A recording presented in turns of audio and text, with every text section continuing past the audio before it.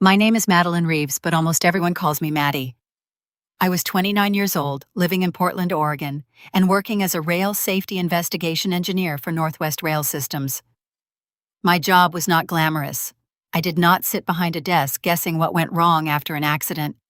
I walked tracks in the rain. I photographed broken couplers, measured impact marks, checked signal logs, read maintenance reports, and rebuilt timelines from pieces other people missed. At work, no one called me dramatic. They called me precise. If a freight car derailed outside Eugene at 3 in the morning, I was the person they sent when the company needed facts, not opinions. My supervisor once told me, "Maddie, you don't chase the loudest answer, you follow the structure." I liked that. Structure made sense to me. Evidence made sense. Steel either bent or it didn't. Bolts either failed or they held. A timestamp either matched or it didn't. Families were harder. In my family, facts never carried the same weight.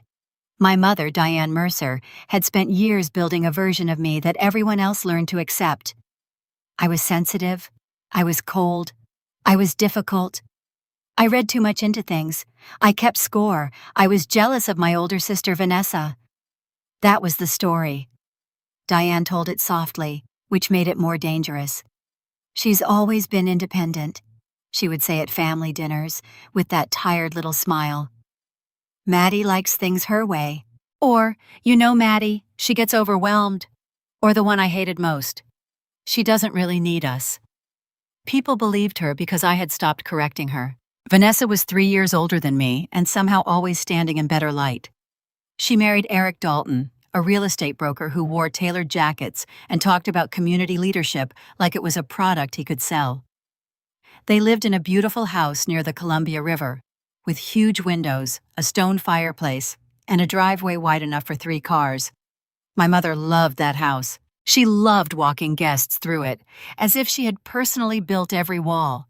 She loved saying, "Vanessa and Eric worked so hard for this." Then she would glance at me, just long enough to remind everyone I was still renting a small townhouse and driving a paid-off Subaru with a cracked cup holder. I was not poor. I paid my bills. I had a good career. I had savings, not much, but enough to keep myself standing. But in Diane's world, Vanessa's life was proof of success, and mine was proof of stubbornness. My stepfather, Howard Mercer, played his part quietly. He entered our lives after my father died and became the man Diane called the one who kept this family together. She said it often, usually when I mentioned my real father by name. Daniel Reeves. My father had been a structural engineer. He died in a construction bridge collapse in Washington when I was 7. That was almost all I knew. Diane said he had been brilliant but impractical, loving but careless. She said he left behind memories, some debt, and not much else. Over time, even his photos disappeared from the walls. His old drafting table vanished from the garage. A gray metal toolbox I remembered from childhood was suddenly lost during the move. There was one photo I could still picture clearly. Daniel standing beside a half-built bridge, wearing a hard hat, one hand resting on a steel beam. I remembered seeing it once in a drawer. When I asked for it as a teenager, Diane said, "You're romanticizing him, Maddie. It isn't healthy." So I stopped asking. That was how things worked in our family. Vanessa received celebrations, Howard received gratitude, Diane received obedience, and I received explanations for why my hurt feelings were actually character flaws. By late November, Diane was planning Vanessa and Eric's 10th anniversary weekend at a wine resort in Willamette Valley.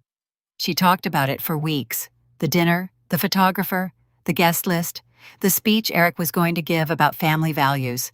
I was invited, technically, but the invitation came with conditions. Don't wear black because it looked hostile. Don't talk about work because it made people uncomfortable. Don't bring up being tired because the weekend was about Vanessa. I remember standing in my kitchen, phone pressed to my ear, listening to Diane review those rules like she was briefing an employee. Finally, I said, "Mom, I'll come if I can. I'm on call after the Eugene inspection." There was a pause. Then she sighed. "Of course, there's always something with you." I looked at the rain streaking down my window and said nothing, because back then, Silence still felt easier than being called dramatic again. I did not know that within days, that same silence would almost cost me my life. And I definitely did not know that the father my mother had erased had left behind more than memories. The derailment outside Eugene looked worse than it was, which usually meant the investigation would take longer. No one had died, but 6 freight cars had left the track near an industrial crossing. For 3 days, my team worked through cold rain, checking wheel assemblies, track geometry, maintenance records, and signal data. By the time I drove back to Portland, I had slept maybe 7 hours total. I reached my townhouse a little after 9 that night. I dropped my bag near the door, took a shower, and heated soup I barely touched. My entire body felt heavy, but that wasn't unusual after a field investigation. The pressure in my chest started while I was standing at the kitchen sink. At first, I blamed the way I had carried equipment all week. I rolled my shoulder, stretched my neck, and waited. The pressure stayed. 20 minutes later, breathing became harder. I sat on the edge of my couch and checked my pulse with 2 fingers against my wrist. It was fast, then strangely uneven. A few beats close together, a pause, then another rush. That scared me. I had investigated enough emergencies to know that exhaustion could make people explain away symptoms they should take seriously. I called my mother. No answer. I waited 30 seconds and called again. Still nothing. Then I called Howard. His phone rang until voicemail picked up. I left a short message. "Howard, it's Maddie. I'm having chest pain and trouble breathing. Call me back, please." I called Vanessa next. The phone rang once. Then the call ended. I stared at the screen. Maybe the connection had dropped. I called again. This time it went straight to voicemail. I sent her a text. "I'm not feeling right. Chest pain and my heart is racing. Can you call me?" No response. By then, the pressure had started moving toward my left shoulder. I stood up to get water and had to grab the kitchen counter when the room tilted. I called Mom again, then Howard, then Vanessa. I wasn't counting at the time. Later, the call log would show 14 attempts across the 3 of them. On the 11th call, Diane finally answered by text. "We are in Willamette Valley. Tomorrow is your sister's anniversary celebration." "What is going on?" I typed with shaking fingers. "I'm having chest pain. I'm short of breath. I need someone to take me to the hospital." The typing bubble appeared, disappeared, then appeared again. Her response came less than a minute later. "Maddie, please do not turn another anxiety episode into an emergency because Vanessa has an important weekend. If you are tired, lie down and rest." I read the message twice. The strange thing was that I didn't feel angry. Not then. I was too scared. I wrote back, "This is not anxiety. My heartbeat is wrong." No response. I called Vanessa again. The screen showed the call connecting for a fraction of a second before it ended. That was when I understood she wasn't asleep. She wasn't away from her phone. She was seeing my name and rejecting the calls. I tried Howard one last time. Voicemail. My breathing had become shallow. Sweat had formed along my hairline, even though the house was cold. When I tried to stand, my knees felt unreliable. For years, my family had told me I overreacted. Sitting alone on that floor, I almost believed them. I actually considered lying down and waiting until morning because I could already hear Diane's voice in my head. "Don't make a scene. Don't ruin Vanessa's weekend. Don't turn everything into a crisis." Then my heart gave one violent, uneven beat that made my vision blur. Something in me changed. I stopped calling my family. I called 911. The dispatcher asked whether I was alone. "Yes." "Can you unlock your front door?" I looked across the room. The door suddenly seemed much farther away than it was. "I think so." "Don't rush. Stay on the line with me." I crawled part of the distance because standing made the room spin. I unlocked the deadbolt, then sat against the wall near the entrance. The dispatcher kept asking simple questions. My name, my age, my address, whether I had taken anything, whether I had a history of heart problems. "No," I said. "Nothing like this." I heard the sirens before I saw the lights through the window. 2 paramedics came through the door carrying equipment. One knelt beside me, while the other attached leads to my chest. The first paramedic looked at the monitor. His expression changed. Not dramatically, just enough. How long has this been happening? Maybe an hour and a half. Any family nearby? I looked at my phone on the floor beside me. 14 outgoing calls, 1 written response. No, I said. They moved quickly after that. Oxygen, an IV. More questions, a stretcher through my front door into the wet Portland night. Inside the ambulance, one of the paramedics asked if there was anyone the hospital should contact. I gave him Diane's number first, then Howard's, then Vanessa's. I still believed one of them would answer when the hospital called. As the ambulance pulled away, my phone lit up one final time. It was another message from Diane. Please don't make tomorrow about you. I turned the screen face down on my chest. For the first time that night, I stopped wondering whether I was overreacting. I was afraid I was dying. I remember pieces of the emergency room, bright lights moving above me, cold adhesive pads against my chest, a nurse cutting through the sleeve of my shirt because my arm was tangled in the fabric, someone asking me the same questions twice because I had stopped answering clearly the first time. The cardiologist introduced himself, but I forgot his name almost immediately. We think this is myocarditis, he said. Inflammation of the heart muscle. Your heart isn't pumping effectively. I tried to focus on his face. From what? Possibly a recent viral infection. Right now, the cause is less important than stabilizing you. That was the moment I understood this wasn't going to end with a few hours of observation and a ride home. My blood pressure kept falling. The rhythm alarms became more frequent. People entered the room, spoke in short medical phrases, and left again. Someone asked me for permission to contact my family. They have the numbers, I whispered. The nurse touched my shoulder. We'll keep trying. I don't remember being moved to the cardiac ICU. I later learned what happened from my medical records and from the doctors who treated me. The inflammation had damaged my heart's ability to pump blood. Medication wasn't enough. My condition deteriorated into cardiogenic shock, and the team prepared temporary mechanical circulatory support. During the emergency procedure, my heart stopped. 51 seconds. That number sounded small when a doctor told me later. Less than a minute, shorter than a traffic light. But there were people in that room fighting for every one of those seconds. I wasn't aware of any of it. I didn't know that a nurse had called Diane again. I didn't know another staff member had tried Howard. I didn't know Vanessa's phone had received multiple calls from the hospital's main number and the cardiac ICU. Over the first 48 hours, hospital staff documented 31 contact attempts across the 3 numbers I had provided. Calls, voicemails, follow-up calls, requesting an immediate response. No one came. No one even called the ICU back.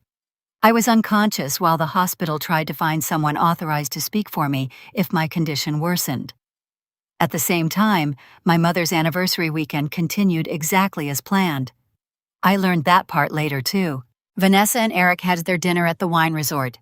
There were flowers on every table, a photographer, champagne, and a white cake with gold lettering. Howard gave a toast.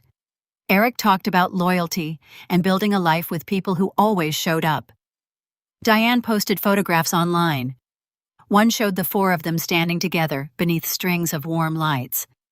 My mother was in the center, one arm around Vanessa and the other around Howard. Her caption said, "Family was about being present for each other when it mattered most." At the exact time that photograph was posted, according to my hospital chart, I was still listed in critical condition. I didn't see the post then. I couldn't, but hospital staff were dealing with a practical problem. I had no responsive family contact, and my medical condition was unstable. A social worker began checking older records transferred into the health system from clinics I had visited as a child. Buried in an archive document was a name, Eleanor Shaw. She wasn't listed as my mother, guardian, aunt, or current emergency contact. The notation was unusual. It referred to her as a legacy contact associated with an old estate management record connected to my father, Daniel Reeves. The social worker called the number attached to the most recent professional record she could verify. Eleanor answered. I later learned she asked 3 questions. Was I alive? Was I conscious? Had any member of my immediate family arrived? When the answer to the third question was no, Eleanor drove to Portland. She was 63 years old by then. She brought identification, old documentation connecting her to Daniel, and enough information for the hospital administration to verify that she wasn't simply a stranger asking about a vulnerable patient. She couldn't make medical decisions for me. She didn't claim she could. Instead, she spoke with the financial services office. My insurance coverage was active, but because of the emergency procedures, intensive care, specialist treatment, and temporary cardiac support, there were substantial costs whose final coverage status was uncertain. Eleanor arranged payment of $137,400 toward the amount potentially left exposed. No one asked her to do it. She did not post about it. She did not contact my mother. Before leaving, Eleanor gave a sealed envelope to the patient advocate and asked that it be held until I was awake, medically stable, and able to understand it. On the front, she had written, "For Maddie, when she is strong enough to hear the truth." I knew none of this. My world was a dark space broken by sounds I couldn't place. A monitor, a voice saying my name, the pressure of a hand against my wrist. Once I thought I heard my father's voice, but that was impossible. Daniel had been dead for 22 years. When I finally became aware of the room around me, I couldn't immediately move my arms. My throat hurt. My mouth was dry, and there were tubes and wires everywhere. A nurse noticed my eyes were open and came closer. "Hey, Maddie, you're in the cardiac ICU? You're safe." I tried to speak. She leaned closer. "My mom?" The nurse's expression changed for only a second. "We've been trying to reach your contacts." I looked toward the door. No flowers, no coat thrown over a chair, no sleeping relative curled up beside the bed. Nothing that said anyone had been waiting for me to wake up. The nurse adjusted my blanket and told me to rest.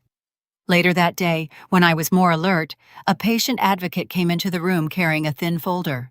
She explained that the hospital had documented every attempt to reach my emergency contacts. 31 attempts. She didn't say it accusingly. She was simply giving me information. That somehow made it worse. 14 calls from me could be dismissed by my family as panic. 31 documented attempts from a hospital could not. For the first time, their absence existed somewhere outside my memory. It was written down. Before the patient advocate left, she placed a sealed envelope on the table beside my bed. "Someone asked us to give you this when you were stable." I looked at the handwriting. "Who?" "A woman named Eleanor Shaw." The name meant nothing to me. Then the advocate added, "She said she knew your father." For a moment, the sounds of the ICU seemed to move farther away. My father had been dead since I was 7. My mother had spent most of my life telling me there was nothing left of him to find. Yet, while I was unconscious and my family refused to answer the hospital, a woman connected to Daniel Reeves had somehow known where I was. And she had shown up. The cardiologist told me about the 51 seconds on my second morning awake. He said it carefully, like he had probably delivered difficult information hundreds of times. "Your heart stopped during the procedure.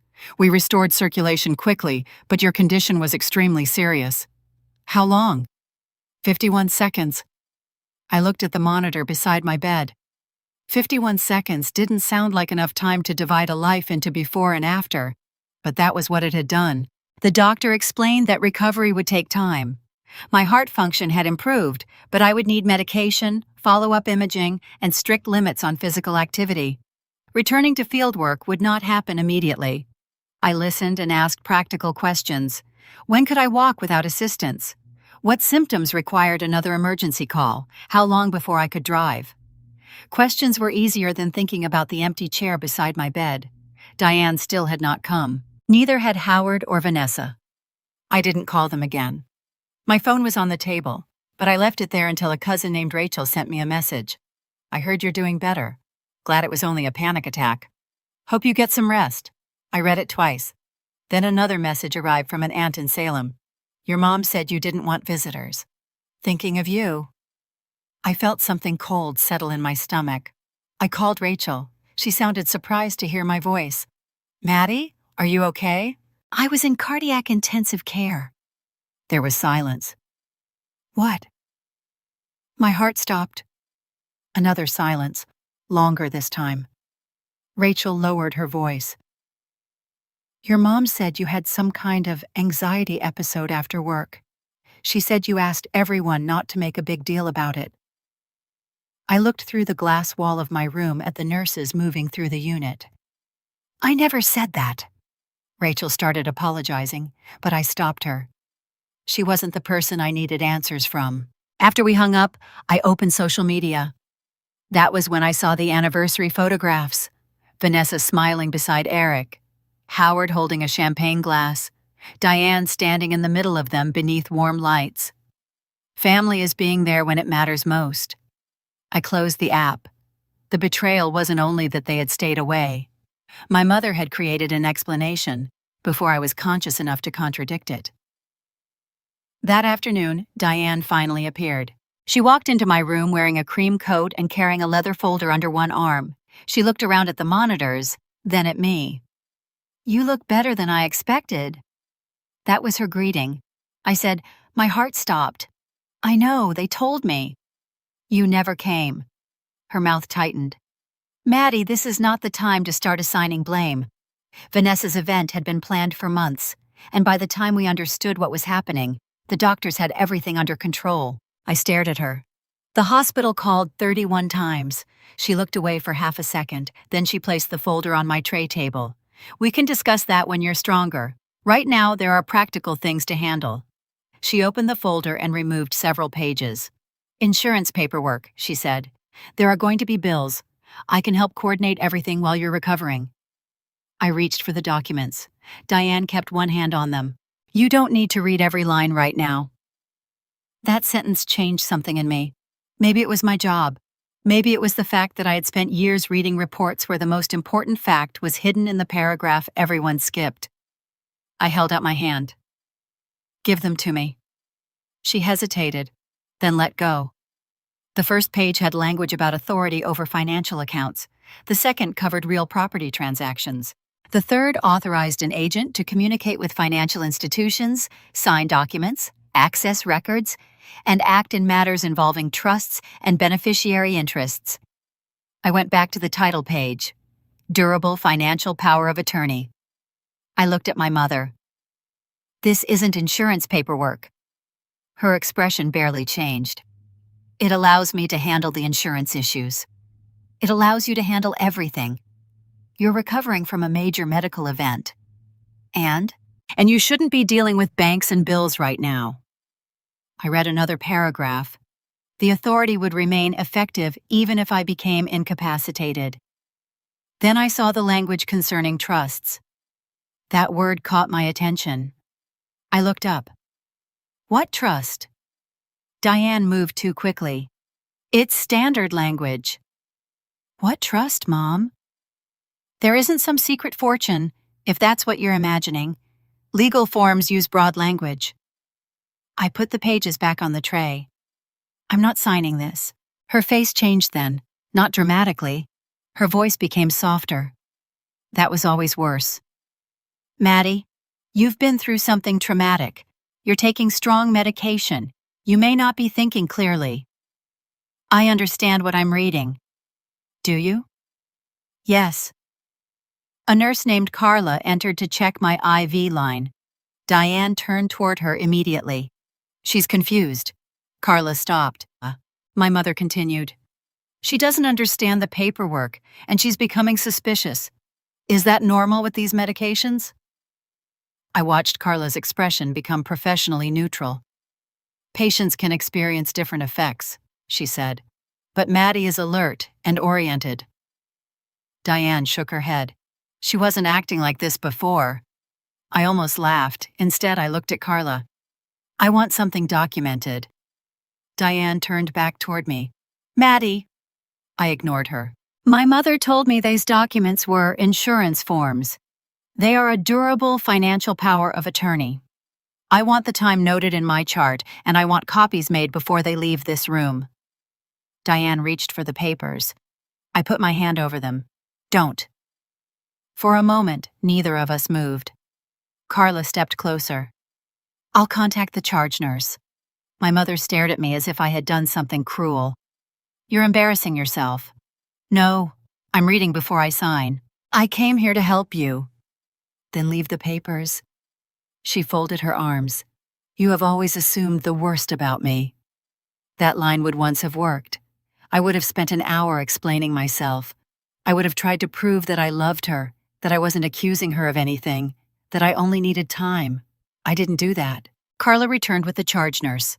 They copied the documents, created an incident note, and told me the matter could be referred to the hospital's risk management department because of my medical vulnerability and the nature of the paperwork.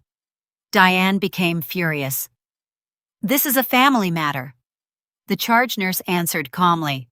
"Ms. Reeves requested documentation concerning documents presented for signature during hospitalization. We are honoring that request." Diane picked up her folder. At the door, she looked back at me. "Eleanor has been filling your head with things already, hasn't she?" I froze. I had never told Diane about the envelope. I had never told anyone in my family that Eleanor Shaw had come to the hospital. "What did you say?" Diane realized her mistake. "Nothing." "You know Eleanor?" She pulled the door open. "Rest, Maddie." Then she left. I sat there listening to the soft electronic rhythm of the monitor beside me. Until that moment, Eleanor had been a mystery connected to my father. Now I knew my mother recognized her name, and my mother had brought me a legal document giving her authority over trusts less than 24 hours after a woman from Daniel's past had returned. I looked at the copied power of attorney on my tray. For the first time, I stopped asking why my family had abandoned me. A different question had taken its place. What did my mother think I owned? Later that evening, Carla returned with a message from the patient advocate. Eleanor Shaw had heard that documents had been presented to me for signature. She was requesting a meeting. I looked at the sealed envelope still sitting beside my bed. This time I picked it up. I opened Eleanor's envelope that night. Inside was a short, handwritten note. "Maddie, I knew your father. There are things about Daniel's estate that you should have been told years ago. I will explain only what I can document. You decide what happens after that. Eleanor Shaw." That last sentence stayed with me. She wasn't asking for loyalty. She wasn't telling me how to feel about Diane. She was offering records. I agreed to meet her the following afternoon. When Eleanor entered my room, she looked nothing like the person I had imagined. No dramatic entrance, no emotional speech. She wore a dark blue coat, carried an old leather briefcase, and asked the nurse whether I was medically cleared for a visitor before sitting down. She looked at me for several seconds. "You have Daniel's eyes," she said. I didn't know how to respond. My mother had spent years making comparisons to my father sound like warnings. Eleanor seemed to notice my discomfort. "I'm sorry, we don't have to talk about him first." "Then what do we talk about?" "The papers your mother brought." I showed her the hospital copy of the power of attorney. She read every page without speaking. When she reached the section concerning trusts and beneficiary interests, she removed her glasses. "Did Diane explain this clause?" "She said it was standard language." Eleanor nodded once, but there was no agreement in it. Then she opened her briefcase. "I need to be very careful with what I tell you, Maddie. I was not the trustee who controlled your money. I couldn't make distributions, freeze accounts, or override the acting administrators simply because I had concerns." "Why would you have concerns about my money?" She met my eyes. "Because your father created a trust for you." For a moment, I thought I had misunderstood her. "A trust?" "Two, technically. One for you and one for Vanessa." I stared at her. "My mother told me my father left debts." "I know." The answer came too quickly. "You know?" "I know what she told people. That is not the same as what the records show." Eleanor placed a document on my tray table. It was dated more than 20 years earlier. Daniel Reeves's name appeared near the top. I touched the edge of the page, but didn't pick it up. Eleanor explained that my father had been more than a salaried structural engineer. He had owned an equity interest in Cascade Structural Systems, the engineering consultancy he helped build with several partners. He also held rights connected to a portfolio of structural monitoring and bridge load technologies developed through joint engineering projects. After Daniel died, a shareholder agreement triggered the purchase of his company interest. The proceeds did not go directly to Diane. Neither did the professional insurance settlement. Neither did the accident compensation. Daniel's estate plan directed those funds into protected structures for his daughters. Revenue from certain patent rights continued feeding those accounts over time. I felt as if Eleanor were describing another man with my father's name. My mother said there was barely enough to pay expenses. Eleanor reached into her briefcase again. This is a copy of the original trust formation summary. She handed it to me. I read slowly. There were names I recognized: Daniel Reeves, Madeline Reeves, Vanessa Reeves, and then another name, Eleanor Shaw. What does successor trust monitor mean? It means Daniel wanted an independent person available if certain conditions arose. I was not given routine control. My role was limited. I could receive notices involving beneficiary disputes, unusual changes, certain administrative conflicts, or attempts to alter beneficiary arrangements. So you knew about the money? I knew the trusts existed. But you didn't tell me. There was no accusation in my voice at first. Then I heard one anyway. Eleanor accepted it. I tried to remain in contact. She removed a small group of letters from a separate folder. Not 22 years of records. Not yet. Just enough to establish what had happened. The first was addressed to Diane shortly after my father's death. The second had been sent several years later. The third was a response from Diane. Eleanor let me read it. My mother had written that Vanessa and I were adjusting to life with Howard, and that continued contact with Daniel's former friends was emotionally disruptive. Another letter was colder. Diane stated that both daughters wished to leave the past behind. I looked up. I was 11 when this was written. I know. I didn't ask her to say this. I suspected that. Then why did you stop? Eleanor took a moment before answering. Because suspicion is not authority. Diane was your legal parent. I had a limited role connected to the trust structure, not custody rights over you. I kept records. I continued monitoring what I was legally entitled to see, but I could not force my way into a child's life because I believed her mother was controlling access. It was frustrating. It was also logical. For the first time since Eleanor's name appeared, I understood that she had not been waiting 22 years with a magic key to solve my life. Her authority had boundaries. What happened to the trust notices? Your contact address was changed to the Mercer residence. Later correspondence indicated that beneficiary communications should continue through the address on record. My mind moved backward through years of mail, college statements, tax documents, birthday cards. Everything important had once gone through Diane's house. How much was in these trusts? Eleanor opened another document. The original funding was approximately $165,000 each. The accounts were invested. Patent-related income continued. There were fees, market changes, and different performance periods. She paused. By the time each beneficiary reached 28, the value of each trust had grown beyond $430,000. I stopped breathing for a second. Not because I was calculating what I could buy, because I remembered being 24 and asking Diane for a temporary loan of $800 when my car transmission failed. She told me adulthood meant solving my own problems. I remembered working overtime. I remembered eating cheap food for a month to rebuild my emergency savings. All that time, there had been an account in my name worth hundreds of thousands of dollars. Did Vanessa know? I don't know exactly what Vanessa knew, or when she knew it. That answer mattered. Eleanor was careful not to give me conclusions she couldn't prove. I looked again at the power of attorney Diane had brought into the ICU. The section about trusts no longer looked like standard language.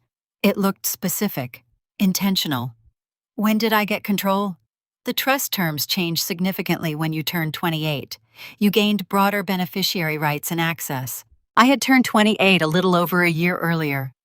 A quiet pressure began building behind my ribs, different from the pain that brought me to the hospital. "Why did you come now?" Eleanor folded her hands. "Because your hospitalization created an immediate concern. Then I learned Diane presented a financial power of attorney while you were medically vulnerable. That still doesn't explain why you were watching." "No," she said, "it doesn't." She opened her briefcase again but did not remove the next folder. "There is something else." I waited. "After you turned 28, your trust showed a major transaction." "How major?" Eleanor looked directly at me. "Large enough that I believe you need to review the original records yourself before anyone tells you what they mean." She placed a business card beside the trust documents. "I can bring the records, I can explain the history, but from this point forward, every conclusion should come from documents you can verify." I looked down at my father's signature on the formation papers. For most of my life, I had believed Daniel left me nothing except a few memories that became less reliable every year. Now I knew he had built something for both his daughters. I also knew my mother had hidden its existence from me. The power of attorney beside my hospital bed had opened one door. Behind it was a trust worth more than I had ever imagined. And somewhere inside its records was a transaction Eleanor believed I needed to see with my own eyes. I told her to bring me everything I was legally entitled to review. Eleanor returned the next morning with a slim document case. By then, I had been moved out of intensive care and into a cardiac step-down unit. I could walk short distances with supervision, though even crossing the room left me tired. My doctors kept reminding me that recovery would be measured in weeks and months, not days. Eleanor waited until I was sitting comfortably before opening the case. "You asked to see the records," she said. "These are copies of the documents you are legally entitled to review as the beneficiary." She placed the first page in front of me. It was a trust account summary covering the period after my 28th birthday. I started at the beginning. Opening balance, investment changes, administrative fees, patent-related income. Then I reached a transaction dated 14 months earlier. Distribution, $392,000. I read the line again. Where did this go? That is the question. You said the account was mine. It is. Then why wasn't I notified? Eleanor slid another document toward me. According to the file, I had requested the distribution myself. There was my full legal name, my date of birth, my social security number partially masked, my Portland address. The request described the money as a beneficiary-directed distribution for private investment and property-related purposes. At the bottom was an electronic signature, Madeline Reeves. I stared at it. I didn't sign this. I assumed you would say that. Assumed? Eleanor's expression remained calm. I needed you to confirm it. She gave me the rest of the package. The distribution had not been approved from a single form. There was an identity verification process attached to it. A copy of a driver's license, security questions, a video verification record, a written confirmation that the beneficiary understood the distribution was being released at her request. On paper, it looked complete. That was the frightening part. Whoever had done this had not simply stolen a password and moved money. They had built a transaction that was supposed to survive review. I picked up the driver's license copy. My photograph looked younger. I looked at the expiration date. Then I remembered. This is my old license. Eleanor leaned forward. You're certain? Yes. 3 years earlier, I had lost my wallet after a weekend visit to Diane and Howard's house. I remembered canceling my cards from their kitchen table. Diane had helped me search my car in the guest room. A few days later, she called to say she had found one of my credit cards under the couch, but the wallet itself never turned up. I replaced my license. The copy in the trust file was the missing one. I set the page down carefully. That license disappeared at my mother's house. Eleanor did not react beyond writing a note. She was disciplined that way. She never turned a suspicion into a fact just because it fit the story. Do you have documentation that you reported it lost? I should. DMV replacement records. Maybe the date I canceled the cards. Good. Preserve those. The word preserve made something in my mind click into place. This was no longer a family secret. It was an evidence problem. I moved to the video verification record. The written summary stated that the beneficiary had appeared by remote video because work obligations prevented an in-person meeting. The connection had been unstable. The representative had confirmed identifying information and matched the participant against the license image. Can I see the video? Eleanor hesitated. I requested access after the transaction triggered concern. I have a review copy, but you need to understand that poor video quality is not proof of identity fraud. I know. She opened a laptop. The recording lasted less than 4 minutes. A woman sat in a dim room with a bright light behind her. The image froze several times.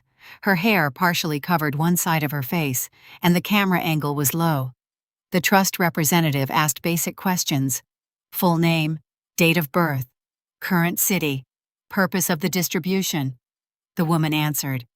The first thing I noticed was not the face. It was the rhythm of her speech. There was a slight upward movement at the end of certain sentences, a habit of saying right before answering a question she wanted to sound confident about. I had heard Vanessa do that my entire life. My stomach tightened. Eleanor paused the video. What? Play it again. She did. I listened without watching the screen. The woman said my name. She gave my date of birth. She said she was requesting access to my money. I closed my eyes. It sounded like Vanessa. Not exactly. The voice was lower than usual, slower, controlled.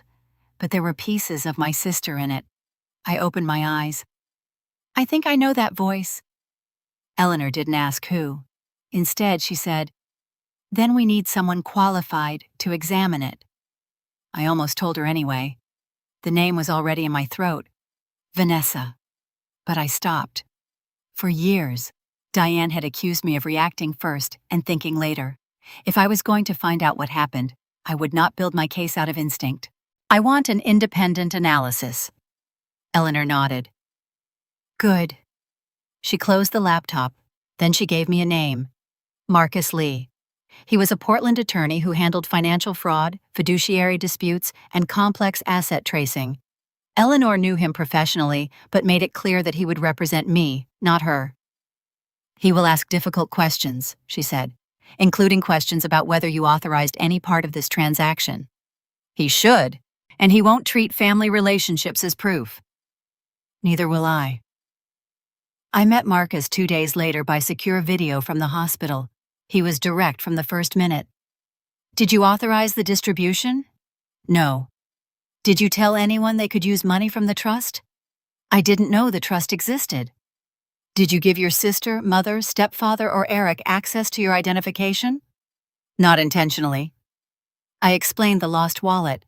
He took notes. Then he asked, Who knew your work schedule 14 months ago? That question stopped me. My family knew I traveled. Diane regularly asked where I was working, usually under the excuse of checking whether I would attend birthdays or dinners. Vanessa knew too. So did Eric, at least indirectly. Several people. Then we don't narrow prematurely. He told me what he wanted first. Preservation of all trust records, the original verification file, access logs, communications surrounding the distribution, and the full transaction path after the money left the account. We don't accuse anyone yet, Marcus said. We build chronology. That word felt familiar. Chronology. At work, every serious investigation started with a master timeline, not a theory, not a villain, a timeline. After the call, I opened my laptop and created a new document. I started with my 28th birthday, then the date of the distribution, then the dates of every family visit I could verify around the time my license disappeared. I added work travel records, text messages, calendar entries, and bank statements. Eleanor could open the door to the trust records because Daniel had placed her name in the structure years earlier. But she could not solve this for me. Marcus could use legal tools to preserve documents and trace transactions, but he needed facts. I understood that part. Facts were where I knew how to work. That evening, I watched the verification video one more time. The woman on the screen answered a question about whether she understood the distribution was final. "Right," she said. "I understand." I had heard my sister use that exact tone 1,000 times. I still wasn't ready to call it proof. But for the first time, I allowed myself to write Vanessa's name in my private timeline. Not under guilty. Under needs verification. Then I looked again at the number on the trust statement. $392,000. Someone had taken it using my identity. Someone had known enough about my life to answer personal questions, explain my travel schedule, produce my missing license, and sit in front of a camera pretending to be me. I had entered the hospital believing my family had abandoned me during a medical emergency. Now I was beginning to understand that abandonment might be only the smallest part of what they had done. I had been home from the hospital for 4 days when Northwest Rail Systems called me. Not my supervisor, human resources. The woman on the phone was Karen Mills, an HR director I had met twice during annual compliance training. Her voice was friendly but formal. "Maddie, do you have a few minutes to talk privately?" I was sitting at my kitchen table with my medication organizer, a blood pressure monitor, and the master timeline I had started for Marcus. "Yes. I want to be careful about how I phrase this. We received an unusual call concerning you." My hand stopped above the keyboard. "From who?" "A man identifying himself as your stepfather, Howard Mercer." I sat back. Howard had never called my workplace before. Not once. "What did he want?" Karen paused. "He initially asked about your medical leave status. We told him we could not discuss that." "Okay." "Then he asked whether the company had concerns about your recent judgment." I said nothing. Karen continued. "He suggested your family was worried about changes in your mental state following hospitalization. He also asked whether you had access to company financial systems or authority to make significant decisions while recovering." That last part made my skin go cold. I did not manage company money. Howard had no reason to ask that unless the question itself was meant to create concern. What exactly did he say? "I can't give you a perfect transcript from memory, but the contact was logged. We preserved the notes because the questions were inappropriate." "Did he mention my personal finances?" Another pause. "Yes. He said the family was concerned you might be making unstable financial accusations and decisions." There it was. I looked across my table at the copied trust documents. Howard knew. Maybe not everything, but enough. Karen assured me that my medical leave was protected, and that no employment decision would be based on a family member's unsolicited claims. My work record spoke for itself. Still, she recommended that I update my emergency contacts and add a privacy notation to my employee file. "I appreciate you telling me. Maddie, I also want to be clear. Your stepfather asked whether the company would cooperate if the family needed documentation for a competency proceeding." For a second, I forgot about the doctor's instructions to keep my stress low. "A what?" "He did not say one had been filed. He asked hypothetically." Howard Mercer did not use words like competency proceeding casually. He had spent most of my childhood avoiding conflict. He was the man who left the room when Diane and I argued, then returned later to tell me I should apologize because my mother had been through enough. I had mistaken silence for neutrality. After the call, I contacted Marcus. He listened without interrupting. When I finished, he asked one question. "Did Howard say anything like this before you refused the power of attorney?" "No." "Then the sequence matters. He made me walk through it again. I was hospitalized. Diane presented the power of attorney. I refused. The hospital documented the incident. Eleanor appeared. I requested trust records. Then Howard contacted my employer about my mental stability and possible competency proceedings. Marcus said, "Don't call him." I wasn't planning to. "Don't call your mother either. From now on, if they want to communicate about your finances, health decisions, or legal capacity, we want a record." That afternoon, I changed the way I handled everything. I updated my emergency contacts. I added Eleanor temporarily, with her permission, along with a trusted colleague from work. I changed passwords on financial accounts and email addresses. I enabled additional authentication. I requested copies of my credit reports and placed fraud alerts where appropriate. None of those actions felt dramatic. That was the point. I wasn't going to fight a story about instability by screaming that I was stable. I was going to create a record of responsible decisions. 2 days later, the second part of the campaign reached me. My Aunt Laura forwarded an email Diane had sent to several relatives. The subject line was simple: concern about Maddie. My mother wrote that my hospitalization had been emotionally traumatic and that I had become increasingly suspicious since waking up. She said an older woman from Daniel's past had entered my life during a vulnerable period and was encouraging me to make accusations about family money. Diane asked relatives not to feed the paranoia. She wrote that the family was exploring ways to protect me from making irreversible decisions until I recovered. I read the email twice, not because it surprised me, because it was organized.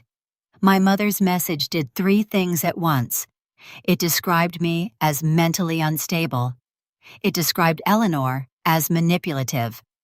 And it described any future financial accusation I made as evidence of the instability itself. It was a closed system.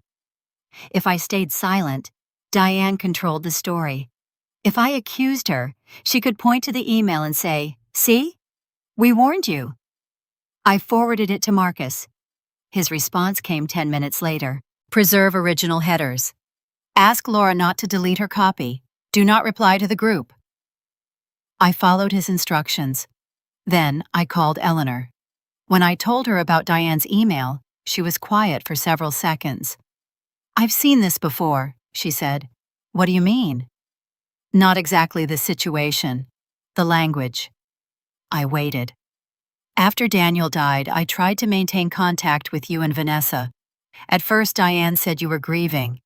Later, she said my presence was confusing you. I remembered the letters Eleanor had shown me. She told you I wanted you gone." "Yes, but before that she told other people I was emotionally unstable after losing Daniel." "You?"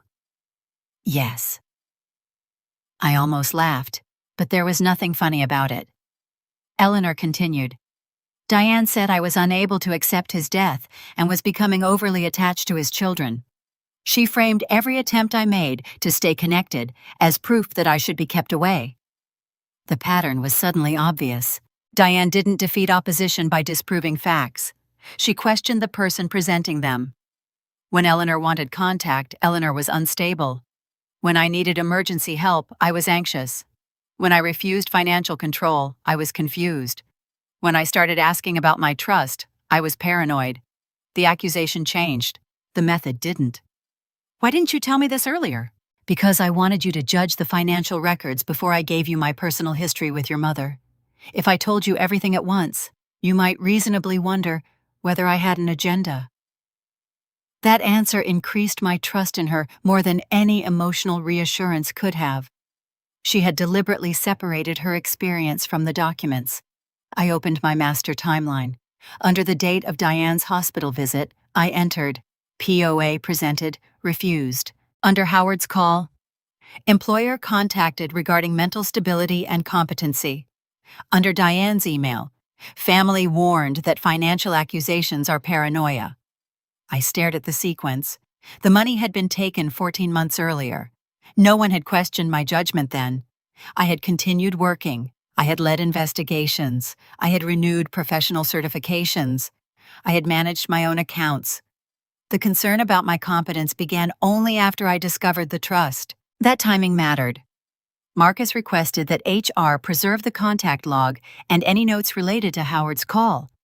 Karen confirmed the company would retain the record under its normal policies, and because I had raised a privacy concern. My Aunt Laura preserved Diane's original email. 2 independent records now existed outside my control. One at my employer, one in the inboxes of my relatives. The false narrative was no longer only something Diane said over dinner. It had become a coordinated strategy with a timestamp. A week earlier, I had believed Howard was simply weak. a man who let Diane control every room because resisting her was inconvenient. Now I had to reconsider that. He had called my employer. He had asked about a competency proceeding. He had tried to introduce doubt about my judgment before I had publicly accused anyone of anything. That wasn't passive. That was participation. For the first time since leaving the hospital, I felt the risk extend beyond the missing money. If my family could convince enough people that I was unstable, they could attack my credibility before I ever presented the facts. They could damage my career. They could make every action I took look irrational. And if they were seriously considering a legal attempt to control my decisions, the fight was no longer only about what had already been taken. It was about whether I would be allowed to control what remained. So I changed my rules. No more important phone calls with family. No private financial discussions. No angry replies. No conversations I couldn't later establish had occurred. If Diane wanted to call me paranoid, she could do it in writing. If Howard wanted to question my competence, he could put his name beside the claim. If Vanessa wanted to explain why her voice seemed to be on a verification video, she would eventually have to explain it in a form that could not disappear. I wasn't ready to accuse anyone, but I was no longer treating them like people who deserved informal access to me. That evening, I closed the blinds, checked the locks, took my medication, and returned to the timeline. For years, Diane had survived by controlling how people interpreted events. I couldn't control what she said, but I could control what survived after she said it. And from that point on, I decided nothing important would be allowed to vanish. 3 weeks after I left the hospital, Marcus asked me to come to his office.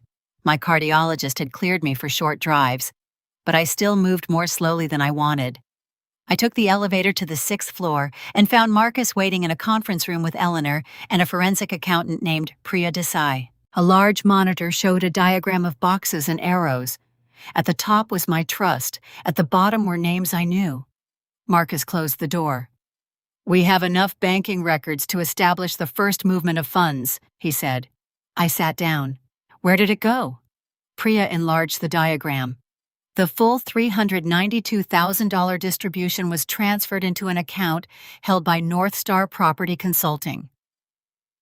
I knew the name. North Star was Eric's company. I had heard him talk about it at dinners, as if it were some major investment firm. In reality, I knew it handled consulting work connected to his real estate deals, but I had never understood exactly what the company did. Eric received all of it? North Star received all of it, Marcus corrected. We need to keep the distinction clear. He was right. I nodded. Priya continued. The money remained there for less than 3 weeks. Then it began moving. She clicked the first branch. $146,000. This amount was used in connection with the mortgage payoff and renovation expenses on Vanessa and Eric's Columbia River property. I stared at the number. I remembered the first Christmas dinner after they bought that house. Vanessa had walked me through the kitchen and told me the countertops had been imported from Italy. Eric had laughed and said, "You only live once." At the time, I was carrying a grocery store bottle of wine because Diane had told me not to come empty-handed. Priya moved to the next line, $74,000.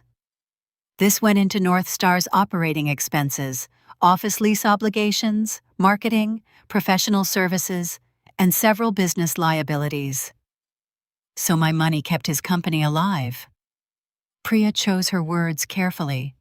The traced funds appear to have supported those expenses, yes. The next branch showed $58,000. I already knew the property listed beside it, Diane and Howard's vacation cottage near Cannon Beach. My mother had told everyone Howard's investments had paid for the renovations. The traced money covered contractor invoices, roofing work, and part of a refinancing payment. I didn't say anything. Priya clicked again. $41,000. Personal debt, credit cards, a private loan, an overdue tax obligation connected to Eric. Then came smaller transfers. A vehicle down payment, interior remodeling, event deposits, a resort invoice. My eyes stopped at the date. That's the anniversary weekend. Marcus looked at the report. Yes. I leaned back in the chair. The celebration my family had refused to leave while I was in the hospital had been partially paid for with money taken from my trust. No one in the room spoke for a moment. I didn't cry. I didn't feel shocked anymore. The feeling was colder than that. I asked Priya to go back to the beginning. "Show me the dates." She did. I opened the master timeline on my laptop. 14 months earlier, the $392,000 left the trust. Within 48 hours, it entered North Star. 9 days later, the first major payment went toward Vanessa and Eric's property. 2 weeks after that, North Star paid overdue business obligations. The cottage renovations followed, then debt payments, then lifestyle expenses. The money had not disappeared into one hidden account. It had been distributed across the visible lives of my family, their houses, their businesses, their cars, their celebrations. I had been looking at my stolen money for more than a year without knowing it. Marcus watched me work through the dates. "What are you comparing?" "Family events." He raised an eyebrow. I searched my old messages. There it was. A text conversation from the same month the money entered North Star. My car had needed major transmission work. I had asked Diane whether she could lend me $800 for 2 weeks until my reimbursement check from a field assignment cleared. Her answer had been immediate. "You're almost 30, Maddie. You need to stop expecting family to rescue you." I placed the phone on the table. "Look at the date." Marcus read it. Then he looked at the tracing report. 6 days earlier, $58,000 connected to my trust money had been directed toward Diane and Howard's cottage. Eleanor looked away. I found another message. Months later, I had asked whether I could stay at the cottage for one weekend after a difficult work assignment on the coast. Diane had said no because Howard needed privacy. That same property had been improved with money traced from my account. I kept going. Not because Marcus needed the emotional history for the financial tracing. I needed to understand what I was looking at. When Vanessa replaced most of the first floor of her house, she told me Eric had closed an exceptional year. When Eric expanded North Star, Diane said I should learn from his ambition. When Howard bought a new SUV, my mother said responsible planning created freedom. Every achievement had been used as a comparison. Every comparison had placed me below them. Now the numbers were rearranging the story. I looked at Eleanor. When should I have had access to the money? She had brought a separate file. "This is the distribution schedule and beneficiary rights history." She opened it. My rights expanded when I turned 28. The schedule showed when statements should have been available, when beneficiary access became active, and when certain communications were issued. The records were important for one reason. They established that the money was not some future inheritance Diane could claim she was managing until I became older. The rights were already mine. The money was already mine. Eleanor traced one line with her finger. "By this date, you had the right to receive direct information and exercise the distribution rights defined by the trust." "That was before the withdrawal." "Yes." "How long before?" "Several weeks." I looked at Marcus. "So whoever did this waited until I legally had access." "That's one interpretation," he said. "Another is that the change in your rights created the opportunity for someone to act in your name." The distinction mattered. Either way, the timing was not random. Priya returned to the North Star account. "There is something else you should understand." She showed me the pattern of incoming funds before my trust distribution. North Star had been under pressure. The account balance had dropped sharply. Several obligations were approaching. Then my money arrived. The business stabilized almost immediately. Was Eric in trouble? "We need corporate records before making a complete assessment," Marcus said. "But the banking activity suggests significant liquidity pressure." That changed Eric's role in my mind. Until then, I had thought of him as someone who might have benefited after the fact. Maybe Diane moved money and Eric accepted it without asking questions. The banking records made that explanation harder. Every dollar first entered his company. North Star was not one beneficiary among many. It was the conduit. Marcus tapped the table. "Our next step is to compare the banking activity against North Star's corporate books and tax treatment." "What are you looking for?" How the company described the money. To who? Banks, accountants, tax authorities, investors, possibly lenders. If the stories are different, then we document the differences. That was Marcus. He never promised me a dramatic answer. He built one layer at a time. Priya gave me a copy of the preliminary tracing report. The pages were filled with transaction dates, account references, and destination categories. I studied the diagram again. My family had always presented themselves as separate people with separate successes. Vanessa had the beautiful house. Eric had the growing business. Diane and Howard had the coastal property. But the money trail connected them. One transfer, one company, multiple beneficiaries. I asked Marcus the question I had been avoiding. Do you think they all knew? I think we know they benefited. Knowledge is a separate issue. We prove that person by person. I appreciated the answer, even though part of me wanted certainty. Eleanor gathered her papers.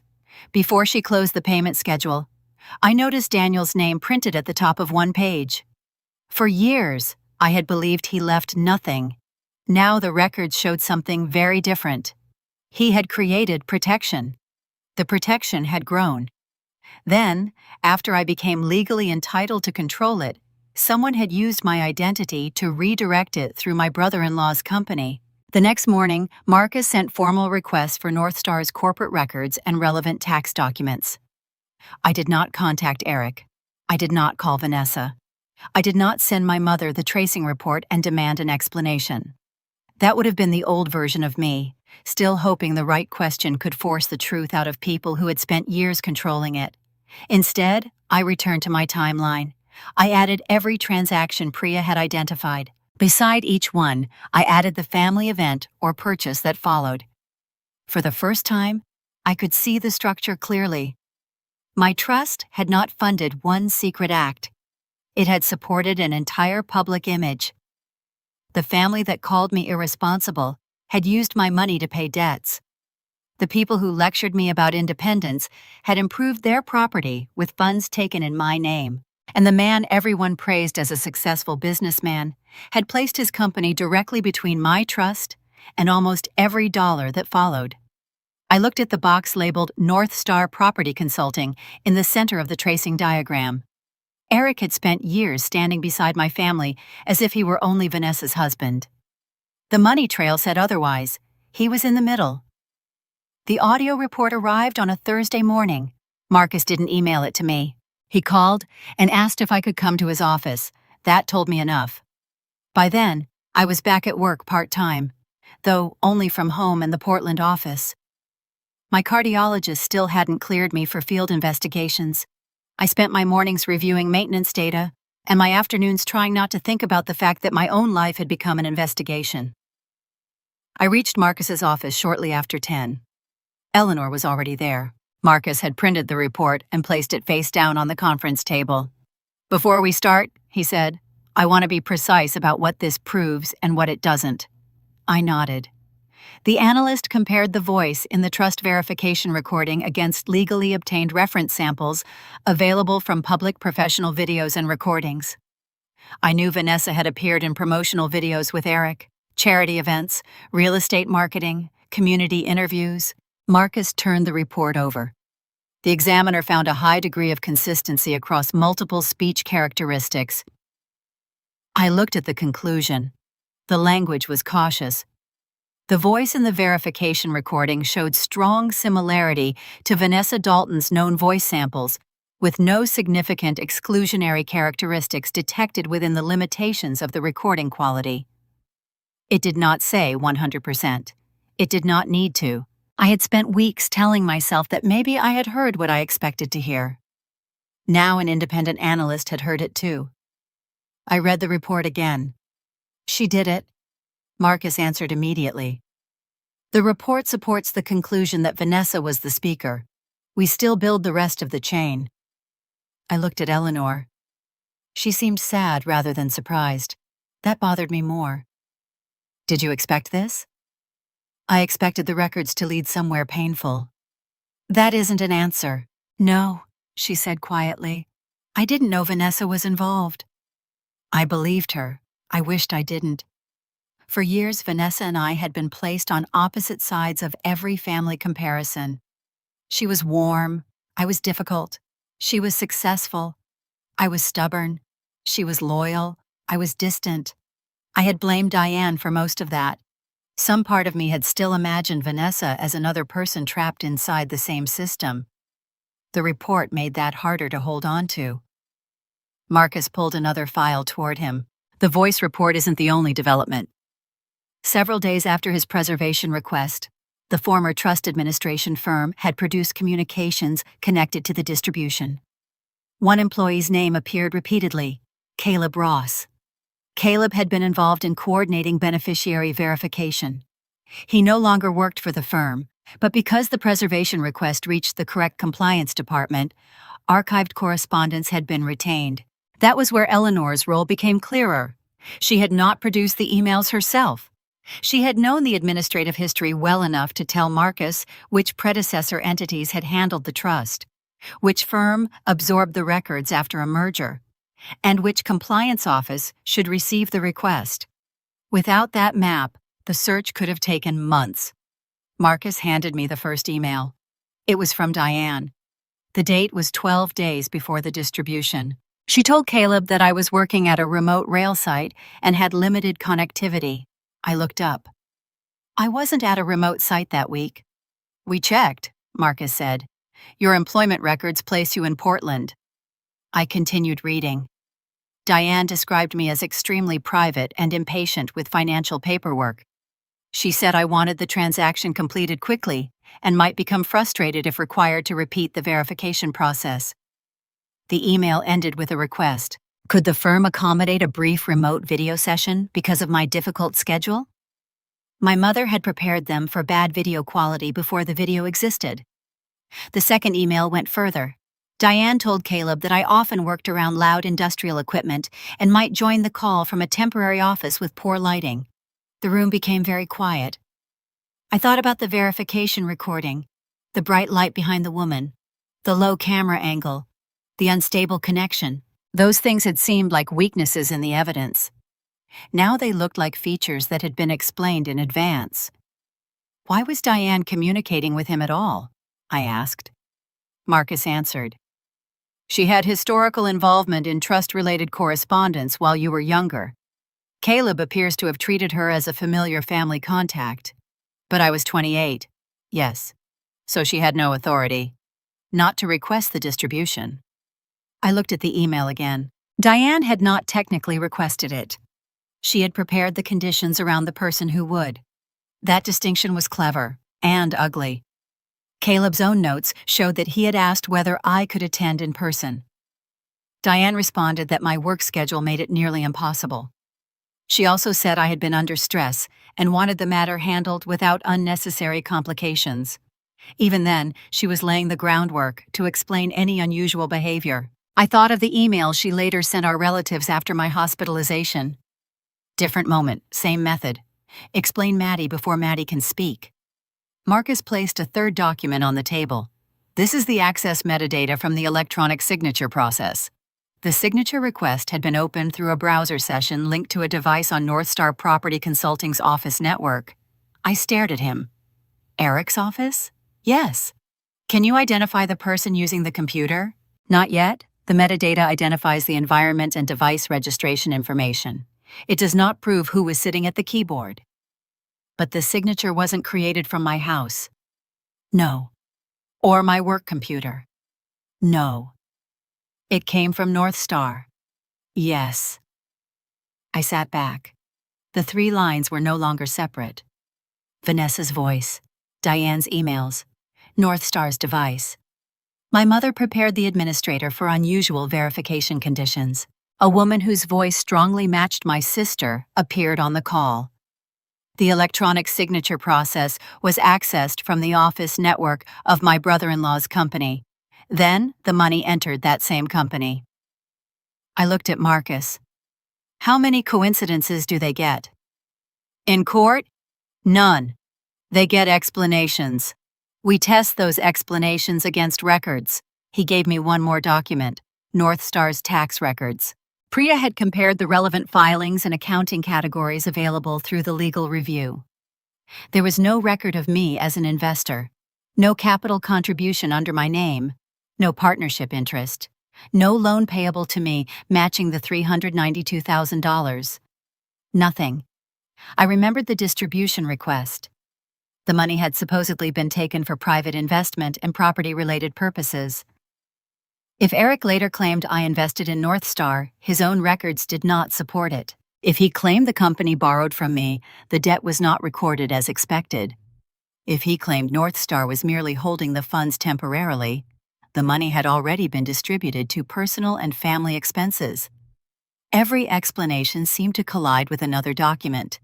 I asked, could this still be a misunderstanding? Marcus looked at me for a long moment. Misunderstandings usually get weaker as records accumulate. This is getting more structured. That was the closest I had heard him come to saying what I was already thinking. This had been planned.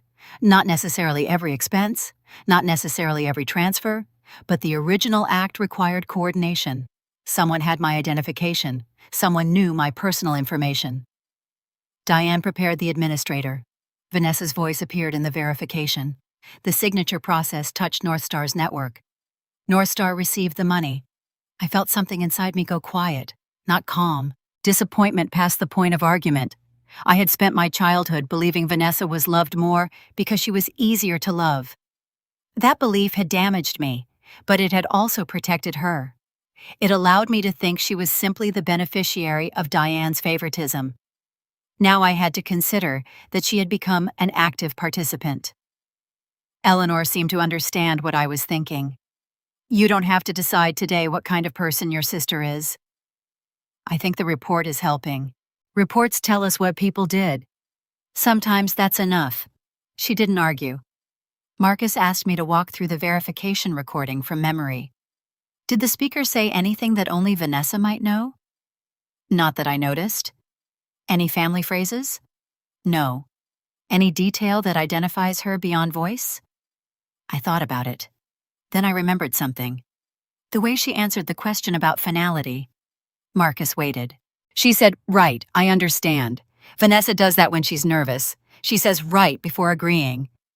Put that in your personal notes. Don't treat it as expert evidence." I know. And I did know. That was the strange thing. A few months earlier, I might have confronted Vanessa immediately. I might have sent her the audio report and demanded an explanation.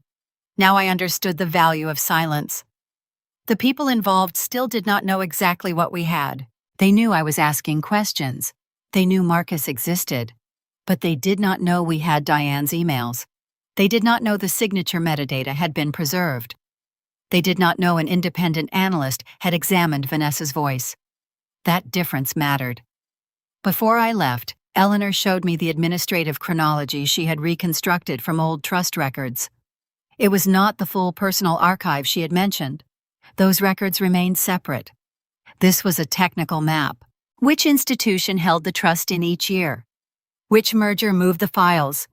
Which administrators had responsibility? Which successor compliance office inherited the archives? You remembered all of this? I asked. Not all of it. I kept enough records to reconstruct it. Why? Because institutions change names, people retire, files move. Daniel asked me to make sure continuity didn't disappear. I looked at her. For the first time, I understood another part of the advantage my father had left behind. Eleanor was not a secret owner of the trust. She was not someone who could wave a document and reverse what happened. Her value was quieter. She knew where history had gone. That knowledge had allowed Marcus to reach Caleb's emails before anyone could claim the records no longer existed. It had allowed the verification package to be preserved. It had given us the root. The evidence still had to do the rest. Back at home, I updated the master timeline. 12 days before distribution, Diane contacts Caleb. 9 days before, Diane explains remote work conditions. Verification day. Speaker strongly consistent with Vanessa. Signature process. North Star Network. Distribution, $392,000 leaves trust. 48 hours later, funds enter North Star. Then the family assets begin receiving money. I read the sequence from top to bottom. For the first time, I stopped seeing individual suspicious acts. I saw preparation, execution, distribution. My mother had prepared the story. My sister appeared to have supplied the voice. My brother-in-law's business supplied the digital environment and received the money. The family had spent years telling me that I imagined patterns where none existed. This time, the pattern existed in independent systems that had never spoken to one another. An audio laboratory, archived emails, electronic metadata, tax records, banking records, different sources, same direction. I closed the laptop and sat in the quiet. The hardest part was not accepting that someone had stolen from me. Money was a number, a large number, but still something that could be measured. The harder truth was that Vanessa had apparently sat in front of a camera and answered to my name. She had heard someone call her Madeline Reeves, and instead of correcting them, she had continued. I had spent years wondering why my sister never defended me when Diane rewrote who I was. Now I was looking at evidence that she may have done something worse. She had used the version of me our mother created, the distant daughter, the difficult daughter, the daughter always away for work, as cover to become me for 4 minutes. And those 4 minutes had cost me $392,000. Vanessa texted me on a Sunday morning. Can we meet? Just us. No mom. No lawyers. I read it while sitting at my kitchen table. 6 weeks earlier, I would have answered immediately.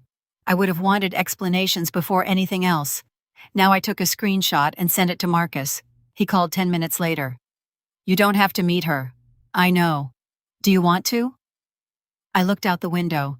Rain moved across the glass in thin lines. Yes. Then listen more than you speak. That sounds like legal advice. It is.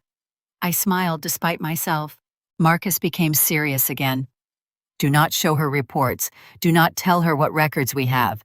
Don't make accusations you don't need to make. What am I supposed to ask? Open questions. Let her decide what she wants to explain. I agreed. Vanessa chose a small cafe in Lake Oswego, far enough from her house that we were unlikely to run into anyone she knew. I arrived first. She came in 10 minutes late wearing jeans, a long gray coat, and no makeup. Vanessa almost never went anywhere without looking finished. That morning, she looked tired. She sat across from me. For a few seconds, neither of us spoke. Finally, she said, You look better. I am better. Mom said your doctors are still worried about your heart. My doctors talked to me. Her eyes dropped. I didn't mean it like that. I waited. Vanessa wrapped both hands around her coffee cup. Mom says you're trying to destroy the family. There it was, not an apology. A message delivered on Diane's behalf. I said, Is that why you wanted to meet? No. Then why? She looked around the cafe. Because I think things are getting out of control. What things? You know what I'm talking about. I'd rather hear what you mean. She frowned slightly. That was the first moment I saw how much she had expected the old version of me. The sister who filled silence. The sister who explained herself. The sister who got angry enough that everyone else could stop talking about what they had done and start talking about how she reacted. I drank my coffee and waited. Vanessa finally said, The trust. I kept my expression neutral.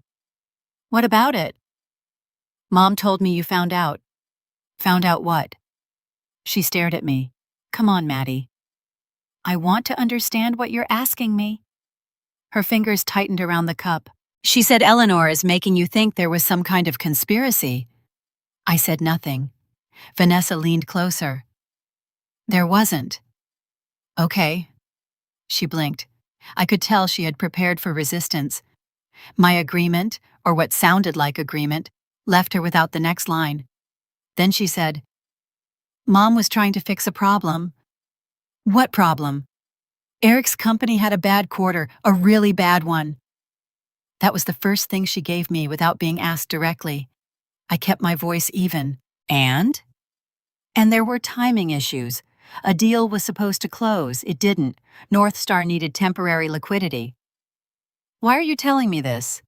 Because you're looking at bank records without context. So they knew we were tracing the money. That mattered. I asked, what context am I missing? Vanessa looked down. Mom said the trust money could be used. By who? By the family. Did you read the trust? No. Did Eric? I don't know. Did Mom? She understood it better than we did. I let the silence sit. Vanessa became uncomfortable. Finally, she said, "You weren't using the money." I felt the words land, but I didn't react. I didn't know it existed. I know that now. Did you know that then? She looked toward the window, not at me. That was the answer before she spoke. I knew there was money. How much did you know? Not exact numbers. Did you know there was a trust in my name? Another pause. I knew Dad had set things up. Dad? She still called Daniel that. Diane had almost erased him from my life, but apparently not from every conversation with Vanessa. I asked, "Did you know money was being taken from my trust?" Vanessa's voice dropped. Mom said it wasn't taking. What did she call it? Rebalancing things. I nearly laughed. I didn't. Rebalancing between who? Maddie, please. I'm asking what you understood. She rubbed her forehead. Mom said you were doing fine. You had your career. You didn't have kids or a mortgage. Eric's business was supporting more people than just us. There it was. Not innocence. A justification. I asked the question carefully. What did you do? Vanessa looked at me. For the first time since she arrived, she looked frightened. I didn't take money out of an account. That isn't what I asked. She swallowed. Mom needed help with a verification call. I heard the espresso machine behind the counter. Someone laughed at a table near the door. The world continued normally while my sister confirmed the thing I had spent weeks proving. I kept my hands under the table. What kind of help? She said there was a call.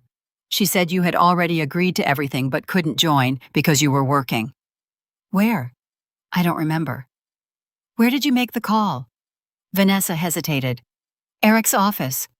I nodded once. She immediately became defensive. I didn't touch the money. I haven't said you did. You're looking at me like I planned this. How am I looking at you? She opened her mouth, then stopped.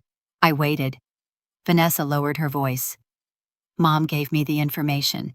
She said you knew. What information? Your birth date, address, things they might ask. You already knew my birthday. You know what I mean. Yes, I did.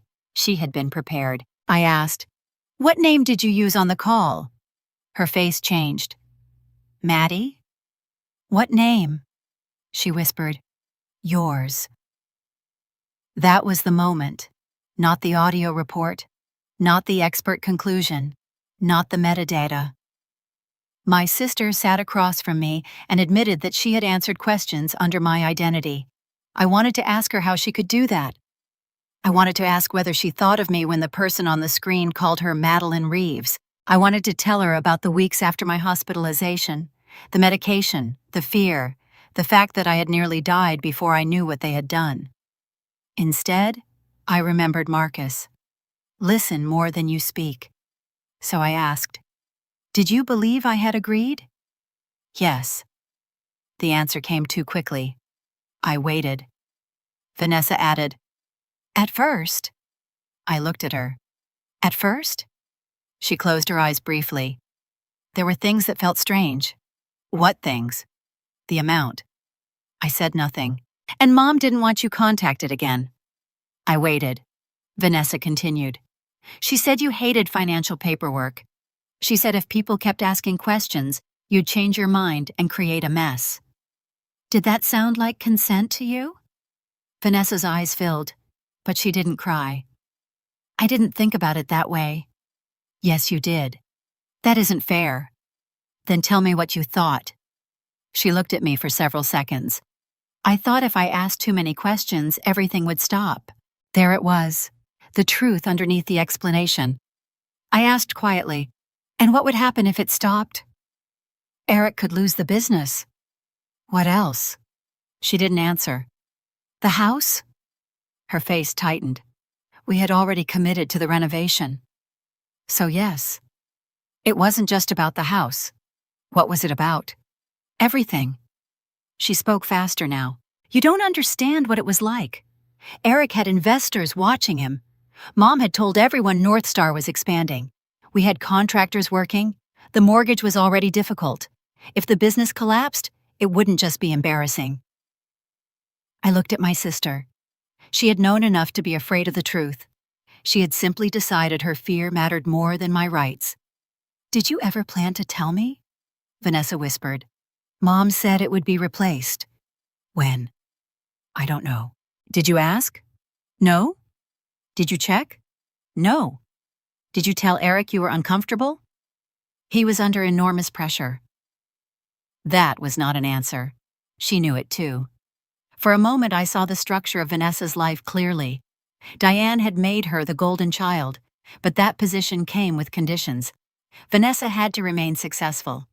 Her marriage had to remain impressive. Her house had to remain beautiful. Eric had to remain the man everyone admired. The money protected more than property. It protected her identity. And when she sensed that identity was built on something wrong, she chose not to look too closely. That didn't make her the architect. It also didn't make her innocent. Vanessa leaned toward me.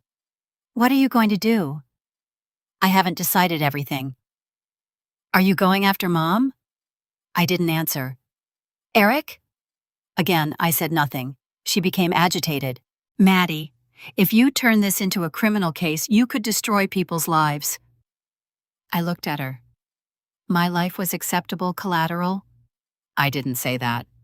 You didn't have to. She pushed her chair back slightly. "I came here because I wanted to explain." "You did." "That isn't what I mean." "I know." Vanessa stared at me. Then she asked the question I had been waiting for. "What exactly do you have?" I looked at her coffee cup, then back at her. "Why does that matter?" "Because Mom thinks Eleanor is exaggerating." "Then Mom can keep thinking that."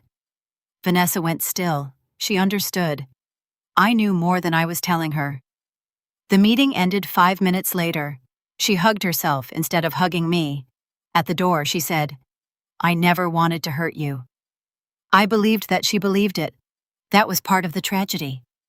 People could hurt you deeply while preserving a version of themselves in which they never meant to. I drove home and called Marcus from my driveway.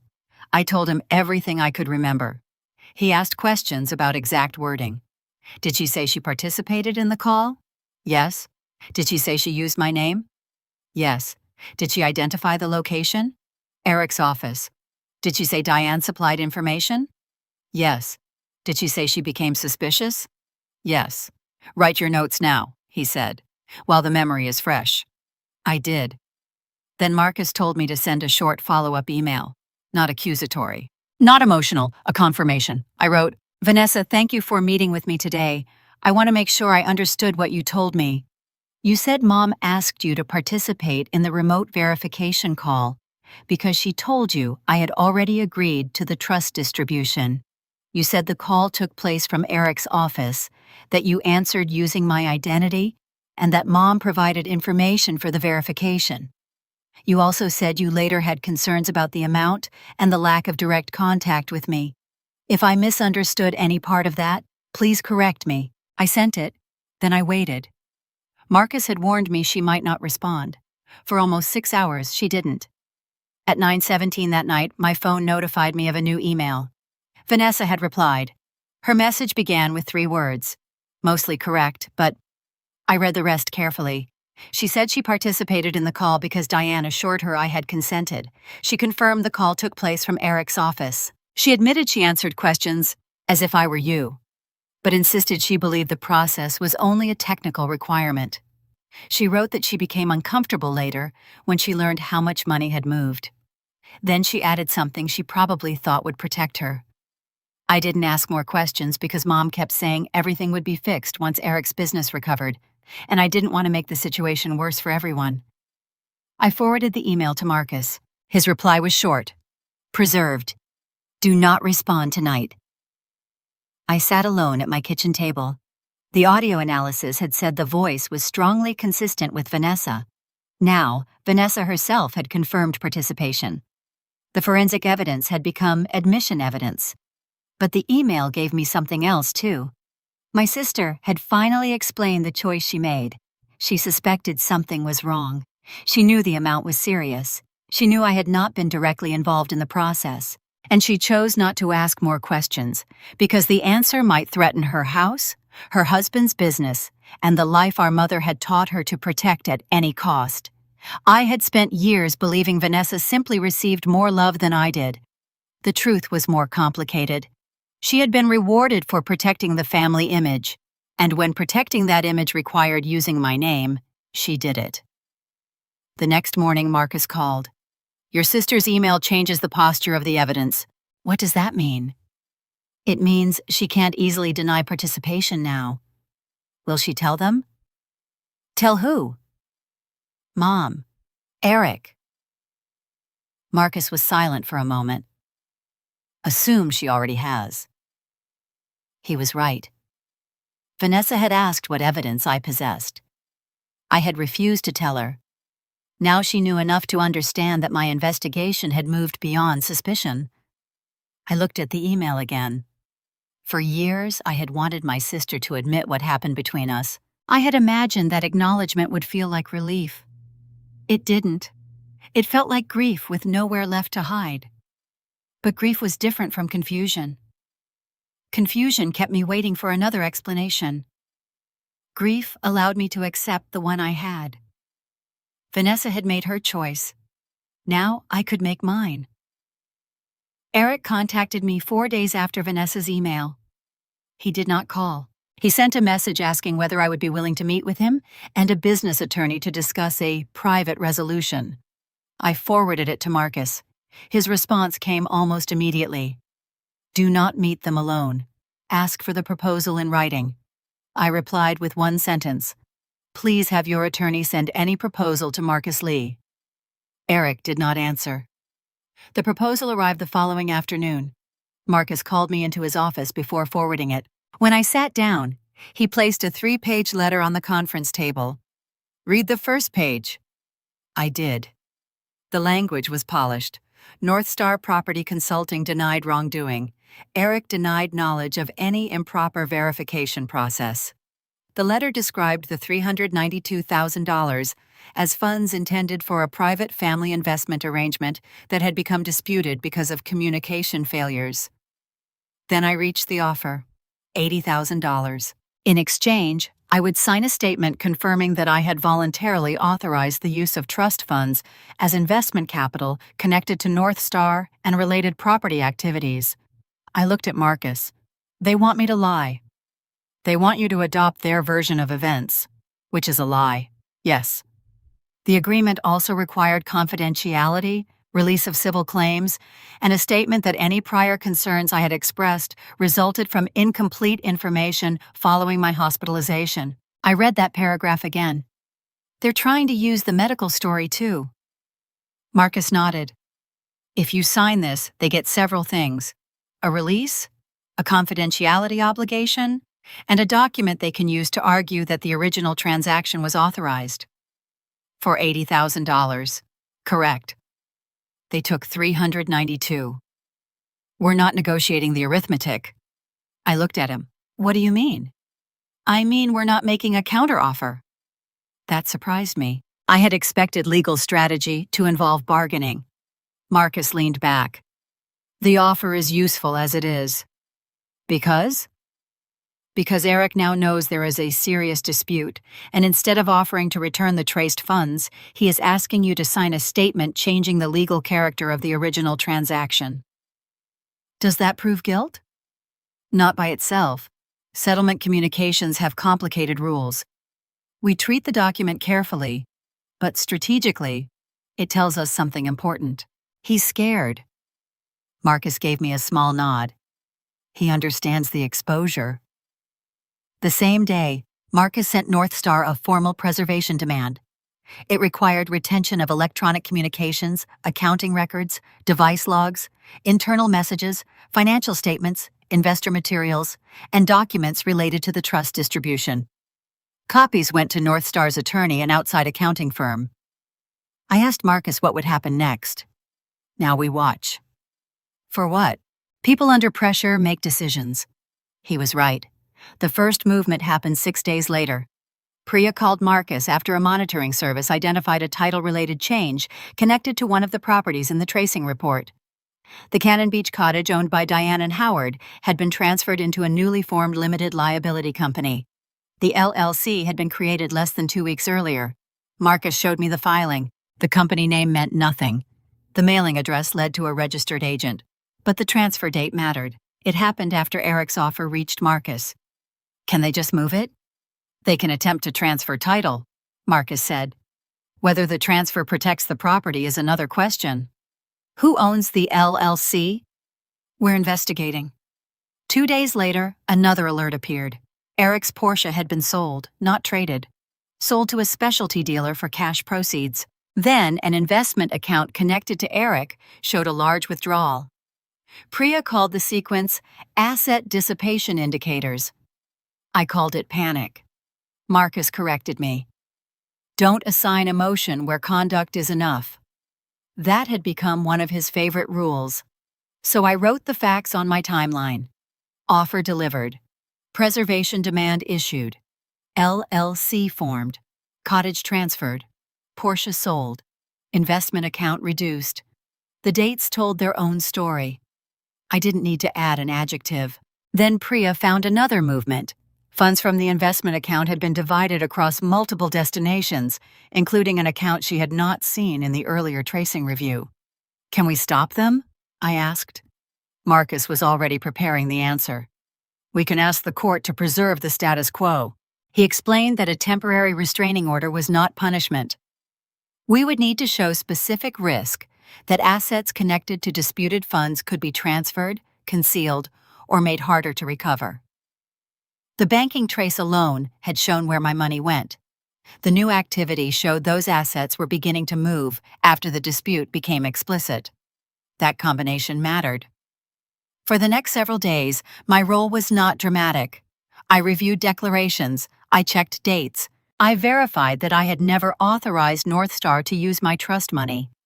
I confirmed I had never received ownership shares, investment statements, loan payments, distributions, or tax documents showing an investment relationship. Marcus asked the same questions in different ways. Did Eric ever send you a prospectus? No. Subscription agreement? No. Investment risk disclosure? No. Ownership certificate? No. Any document before the transfer describing you as an investor? No. Any return on the alleged investment? No. Any conversation where you agreed to invest? No. Each answer was simple. Together, they made the $80,000 proposal look even stranger.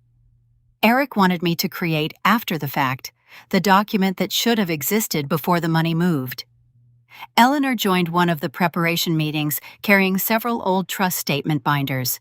She placed them beside Priya's tracing report. I may have something useful for identifying the origin of the property funds. Marcus opened the first binder.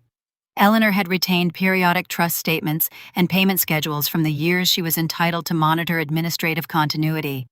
They did not show every later bank transfer. That was Priya's work. But the historical statements established the trust's accumulated balances, income sources, and timing of beneficiary rights before the disputed distribution. Marcus compared Eleanor's records with Priya's tracing schedule. The continuity became stronger. Daniel's assets entered the trust structure. The trust accumulated value. My beneficiary rights expanded. The disputed distribution removed $392,000. The money entered North Star. North Star distributed funds into identifiable assets. Now some of those assets were being moved. I looked at Eleanor. You kept all of this? Enough of it. For 22 years? She closed one binder. Your father believed records mattered. I thought about the hospital. the envelope, the trust documents, the administrative map that led Marcus to the archived verification records. Now these statements were helping connect the original source of the money to the assets at risk of disappearing. Eleanor had never had the power to prevent the original transaction, but because she had preserved continuity, no one could easily argue that the money's history began when it entered North Star. Its history began with Daniel. That mattered. Marcus filed the request for temporary relief. The hearing was brief and procedural. I did not make a speech. Diane was not dragged into a courtroom. Eric did not confess. The judge reviewed the evidence presented at that stage: the disputed trust distribution, the tracing analysis, the written dispute, and the recent pattern of asset movement. The court issued limited temporary restrictions affecting specific assets and requiring notice before certain additional transfers. It wasn't total victory. Marcus made sure I understood that. "This preserves options," he said outside the courtroom. "Nothing more." But for me, it meant something important. Until then, my family had always controlled movement. They controlled the story. They controlled information. They moved money before I knew it existed. They spent it before I knew it was gone. Now, for the first time, one of their actions had been stopped before completion. Not because I yelled louder. Not because someone finally believed I was a good person. Because we had followed the money and documented what happened after they learned we were following it. Eric responded through his attorney. The letter accused me of damaging North Star through reckless family allegations. Marcus read it once and filed it. I asked, "Are we answering?" "No." "Why?" Because the court order already answered the only question that mattered today. I was beginning to understand his approach. Not every accusation required a defense. Not every insult required a response. Sometimes the strongest answer was a preserved record and the next correct filing. A week later, Vanessa sent me a text. "You have no idea what you're doing to everyone." I read it. Then I saved it without replying. The old Maddie would have written paragraphs. She would have explained that she didn't start this.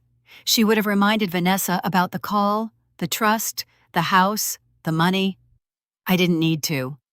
Vanessa already knew. So did Eric, and increasingly, so did their attorneys. I updated my timeline that evening. The latest section was the shortest. Eric offers $80,000 for retroactive investment statement. Offer rejected. Preservation demand issued. Assets begin moving. Temporary restrictions granted. I looked at the sequence. For months, my family had acted as though I was the dangerous one because I was asking questions.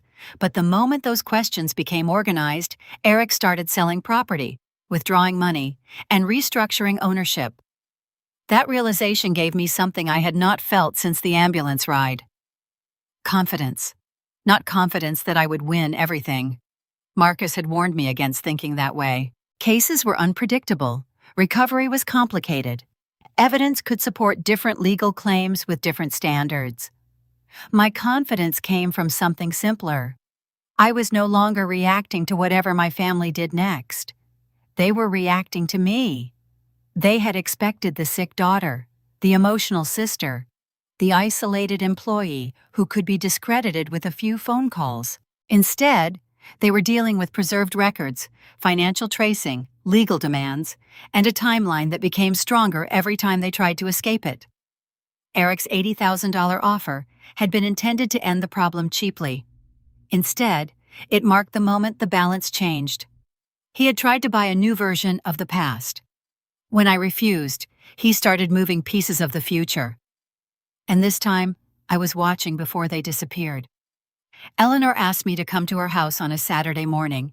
She lived outside Portland in a quiet cedar-sided home surrounded by tall fir trees. I had expected an office full of legal files. Instead, the room she led me into looked like a small private archive. 3 document boxes sat on a long table. Each was labeled by year. I looked at Eleanor. 22 years? Not every document from every year, she said, but enough to preserve the sequence. She opened the first box. Inside were letters, certified mail receipts, copies of returned envelopes, handwritten notes, administrative notices, photographs, and correspondence connected to Daniel's estate. This was different from the technical chronology she had already given Marcus. These were personal records. Eleanor placed one letter in front of me. It was from Diane. The date was 6 months after my father's death. The girls need stability. Continued reminders of Daniel are preventing them from accepting Howard's role in this family. I stopped reading. Howard wasn't even her husband then. No. How long had she known him? I don't know exactly. I continued. Diane instructed Eleanor not to visit our school, send gifts directly, or contact us without permission. Another letter came 2 years later. The language was stronger. Diane claimed Vanessa and I had become distressed after receiving photographs of Daniel and wanted no further contact with his former colleagues. I looked at Eleanor. Did we? I never spoke to either of you. So she decided how we felt. Yes. The next folder contained copies of birthday cards. Some were addressed to me. I recognized none of them. Where did these go? Most were mailed to the address Diane provided. Some were returned. Others were never acknowledged. I opened one. Eleanor had written it when I turned 12. She mentioned a bridge model Daniel once helped me build from wooden craft sticks. I remembered that model. I had forgotten who built it with me. That realization hurt more than I expected. My memories of Daniel had become disconnected objects. A photograph, a toolbox, the smell of sawdust, a man explaining why triangles made structures stronger. Diane had never needed to erase every memory. She only had to remove the connections between them. Eleanor handed me another file. These are copies of my correspondence with Diane concerning trust communications. The pattern was clear. When Eleanor asked that beneficiary information eventually be delivered directly to us, Diane said financial discussions would be confusing and inappropriate. When Eleanor requested updated contact information as we became older, Diane insisted the Mercer residence remain the central address. When Eleanor asked whether I should be informed directly after I entered college, Diane wrote that I was emotionally immature and easily overwhelmed. I stared at that sentence. I had been 19. That year, I was taking 21 credits while working nights in a campus engineering lab. My mother had been telling people I couldn't handle information about my own future. Why did she need Howard at the center of everything? I asked. Eleanor sat across from me. I can tell you what I observed. I cannot tell you what was inside Diane's mind. Tell me what you observed. After Daniel died, she began simplifying the story. Daniel became the husband who left problems behind. Howard became the man who rescued the family. Anyone who complicated that story became unwelcome. Because of the money? In part, I believe so. She showed me another letter. This one was not addressed to Eleanor. It was a copy of correspondence Diane had sent to an administrator years earlier. Diane described Howard as the person handling the family's financial planning and requested that communications continue through the household rather than directly with the children as they approached adulthood. Eleanor pointed to the date. This was long before the disputed withdrawal, but it shows the direction. Control information, control access, control the story. I thought about the power of attorney Diane had brought to my hospital bed. It no longer looked like an isolated act of panic. It looked like the latest version of something she had been doing for years. Eleanor opened the final box. There are people Daniel worked with who asked about you. My throat tightened. About me? And Vanessa. She gave me a list of names. One belonged to Samuel Ortiz, a retired bridge engineer who had worked with Daniel at Cascade Structural Systems. He still lived in Oregon. I met him the following week. Samuel was 71 and walked with a cane. He invited Eleanor and me into a workshop behind his house where old engineering drawings covered one wall. The moment he saw me, he smiled. Daniel would have loved this. Loved what? You becoming an engineer. I corrected him automatically. Rail safety investigator. Still an engineer. He laughed. Then his expression softened. He talked about you constantly. I didn't know what to say. Samuel opened a cabinet and removed a small plastic case containing old digital tapes that had been transferred to modern files years later. There are project recordings in here. Your father appears in some of them. My chest tightened. I had photographs of Daniel. I did not remember his voice. Samuel played one file. The video was grainy. Daniel stood at a bridge construction site wearing a hard hat and reflective vest. Wind pushed against the microphone. He was younger than I remembered, alive in a way photographs could never show. He laughed at something behind the camera. I stopped breathing. Not because he looked like me, because I recognized the laugh. Mine. Samuel let the recording continue. Daniel was explaining a structural inspection to a group of younger engineers.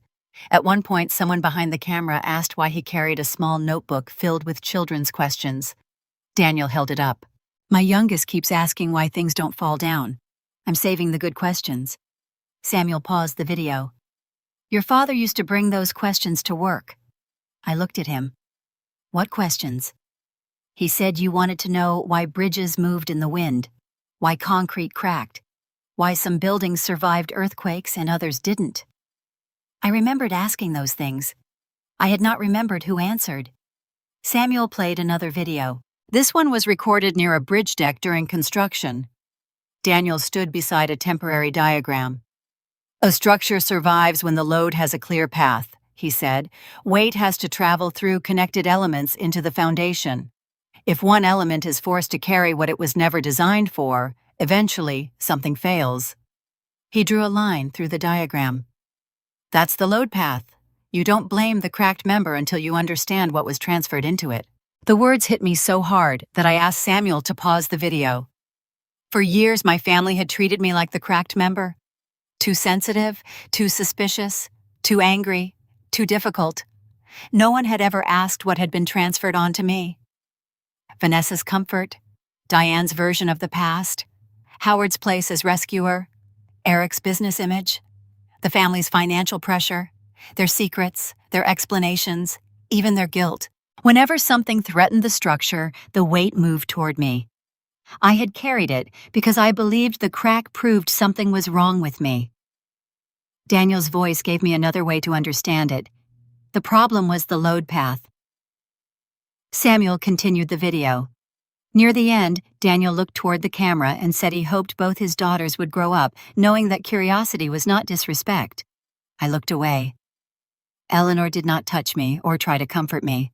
I was grateful. Some grief needs room.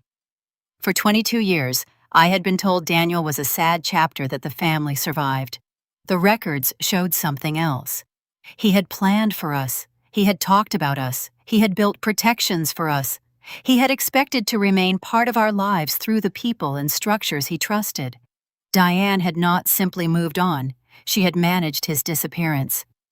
Back at Eleanor's house, I asked her the question I had avoided. Can these letters matter legally? Some may. For the fraud case? They don't prove who performed a verification call or who accessed a device. But motive and historical patterns can matter depending on the claims and defenses. If Diane says she never knew about my rights, the correspondence may create problems for that position. If she says she was only trying to help, then the history provides context. That was the final layer of Eleanor's advantage. She had not kept one secret document that solved everything. She had preserved continuity. The financial records showed what happened. The correspondence helped explain why. The trust chronology showed when my rights existed. Diane's letters showed how long she had worked to control access to information. Daniel's colleagues restored the part no court could give me back. My history. That evening, Marcus called about a possible settlement framework. The other side was beginning to discuss repayment terms through attorneys. Nothing formal yet, no admissions. Confidentiality would almost certainly be required. A month earlier, I might have accepted almost anything that returned the money. Now I knew the money was only one part of what had been taken. I won't sign something that says this was a misunderstanding. Marcus was quiet. Understood. And I won't agree to a statement saying Diane acted to protect me. Understood. I can discuss money, I can discuss procedure, but I'm not signing away the truth. Marcus did not tell me whether that was strategically convenient. He simply said, "Then those are your instructions." After the call, I went back to the bridge video. I watched Daniel draw the load path one more time. For most of my life, I had fought for a place inside my family. I had wanted Diane to admit she treated me differently. I had wanted Vanessa to defend me. I had wanted Howard to stop pretending silence made him innocent. I had wanted them to look at me and finally say that I was not the problem. I no longer needed that from them. The archive had given me something stronger than their approval. Evidence of who my father had been. Evidence of what he intended. Evidence that the story I inherited was constructed, not true. I closed the laptop. The case was still about recovering what had been taken from my trust, but my reason for continuing had changed. I wasn't fighting only for $392,000 anymore. I was fighting to stop my family from writing one final false version of what happened. For the first time, I understood the lesson in my father's video completely. I did not need to keep carrying the weight of a structure I had not designed. I only needed to show where the load had really gone. Marcus called it an opportunity to clarify the record. I knew better than to call it mercy. By then, our evidence filled several organized files: the trust history, the disputed distribution package, the audio analysis, Caleb Ross's archived emails, the electronic signature metadata, Priya's tracing report, Vanessa's written admission, the asset transfers. Marcus had no intention of sending all of it to the other side. His formal demand was narrow. It asked Diane, Howard, and Eric to provide written explanations of their knowledge and involvement concerning the $392,000 distribution. When I asked why, Marcus gave me a simple answer. People deserve an opportunity to state their position. And if they lie, then we compare the position to the records. The first response came from Diane. She signed it personally. I read her statement in Marcus's conference room while Eleanor sat beside me. Diane claimed I had voluntarily decided to make funds available for family investment purposes. According to her, I had discussed the plan privately with her because I trusted her financial judgment. That conversation had never happened. She wrote that her role was limited to helping communicate scheduling issues because my work made me difficult to reach. Then came the sentence Marcus had expected. I did not participate in, arrange, direct, or influence any identity verification process conducted in connection with Madeline Reeves's distribution request. I read it again. She signed this? Yes. Knowing we have Caleb's emails? We have not disclosed the full archive. I looked at Eleanor. She had no visible reaction. Marcus placed copies of Caleb's correspondence beside Diane's statement. The contradiction was almost mechanical. Diane claimed she did not arrange or influence verification. Caleb's records showed Diane requesting remote accommodation. She described my supposed location. She predicted poor connectivity. She explained why I could not appear in person. She prepared the administrator for unusual video conditions. I asked Marcus, why would she deny everything instead of saying she was only helping? Because she doesn't know exactly what survived. That sentence stayed with me.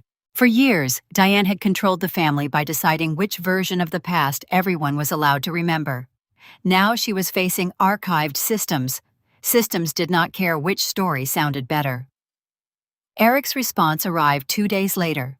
His accountant produced a statement describing the $392,000 as investment capital provided for business expansion and related real estate activities. I almost admired the confidence of it. Almost. Priya joined us by video. She placed Eric's new accounting representation beside North Star's earlier tax records. Where is the investment recorded? I asked. It isn't, she said. No equity? No corresponding ownership interest identified. Loan? Not recorded as a loan payable to Maddie. Capital contribution? Not under your name. The statement Eric had just provided described me as a voluntary source of investment capital. His own historical filings had not treated me like an investor. Marcus asked Priya to create a clean comparison chart. Not an argument. 2 columns. What Eric claimed now, what North Star reported then. The contradictions were enough. If I had invested nearly $400,000, where was my agreement? Where was my ownership? Where were my reports? Where were my tax documents? Where were my returns? The answer to every question was the same. There were none. Howard's response was shorter. He claimed he had no knowledge that the funds entering North Star were disputed.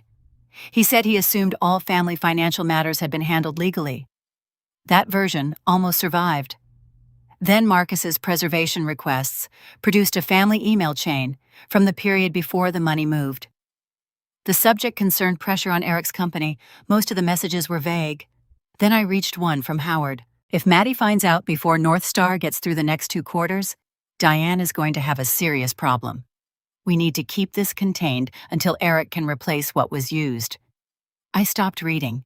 Howard knew. Maybe he had not planned the verification. Maybe he had not been on the video. Maybe he had not touched the device at North Star. But he knew I had not been told. His own words established that. I thought back to the phone call he later made to my employer. The questions about my judgment. The suggestion of a competency proceeding. For a long time, I had tried to preserve the idea that Howard was weak rather than cruel. The distinction no longer mattered as much as it once had. Silence had been his role.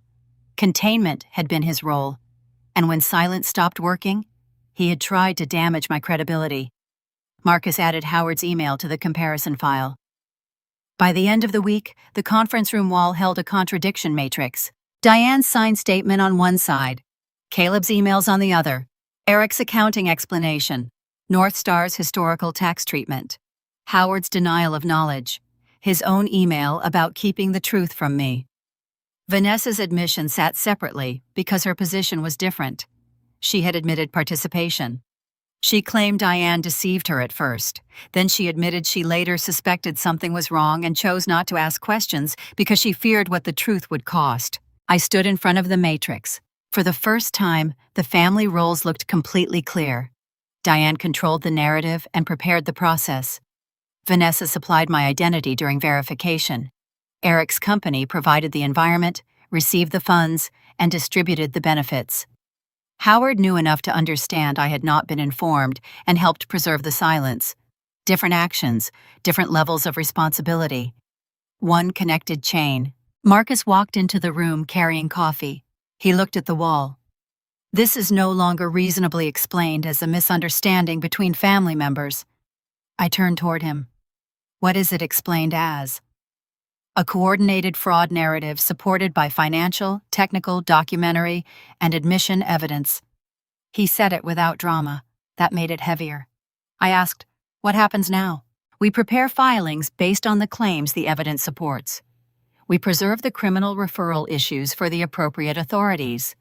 We also evaluate professional and ethics complaints where the conduct intersects with licensed activity. Eric's public image depended heavily on his reputation in the real estate community. His business relationships depended on credibility. The idea that North Star had been used as a conduit for disputed trust funds was no longer a private family embarrassment. It had professional implications.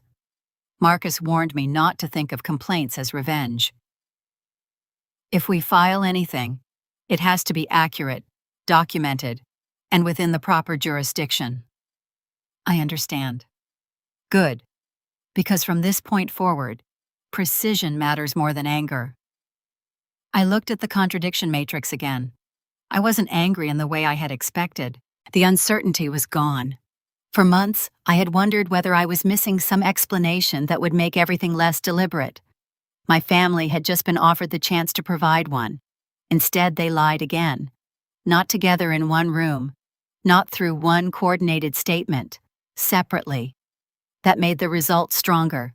Each person had chosen the version that best protected them, and each version collided with evidence created before they knew they would need a defense. Eleanor finished her 22-year chronology that same week. The first entry concerned Daniel's original estate planning. The final entries concerned the power of attorney Diane brought to my hospital room and the statements she had now signed. Between those points was a long pattern. Restricted contact, centralized mail, controlled beneficiary information, repeated claims that I was emotionally unable to manage difficult information, the trust becoming accessible, the fraudulent distribution, the money moving through North Star, the family benefiting, the competency narrative beginning after I started asking questions, then the false explanations. It wasn't one dramatic document. It was continuity. That had always been Eleanor's real advantage. She had preserved enough of the past that Diane could not safely reinvent it. Marcus asked me whether I was ready to authorize the next legal steps. I looked at the files on the table. Months earlier, I had woken in a hospital room wondering why no one had come. That question had once felt enormous. Now I understood it belonged to a much larger structure. My family had not simply failed me during one emergency. They had spent years making decisions based on the assumption that my version of events would always be the weakest one in the room. They believed Diane could define me before I spoke. They believed Vanessa could use my identity and later call it help. They believed Eric could rename stolen money as investment capital. They believed Howard could know the truth privately and deny it publicly. They believed I would react emotionally enough to make the evidence secondary. I signed the authorization Marcus placed in front of me. Proceed. He nodded and collected the papers. There was no celebration, no speech. I didn't need one. Clarity was quieter than victory. The evidence chain was no longer only about proving where my money had gone. It now showed preparation, execution, benefit, concealment, and false explanation. And the last pieces had not been discovered by searching harder. My family had created them themselves. They had been given one more chance to tell the truth. They used it to lie in writing. I learned about Eric's award from a North Star investor packet. Priya found it while reviewing materials connected to North Star's capital-raising activity. On the first page was a photograph of Eric standing in front of the Columbia River property, wearing a dark suit and smiling like a man who had never missed a payment in his life. Below his name were 3 words: Community Leadership Award. The award was scheduled to be presented by the Oregon Association of Realtors at its annual leadership dinner in Portland. Eric had not received it yet, but North Star was already using it. Marcus enlarged the investor presentation on the conference room screen. One slide described Eric as an award-recognized community leader with a history of ethical business development and responsible investment.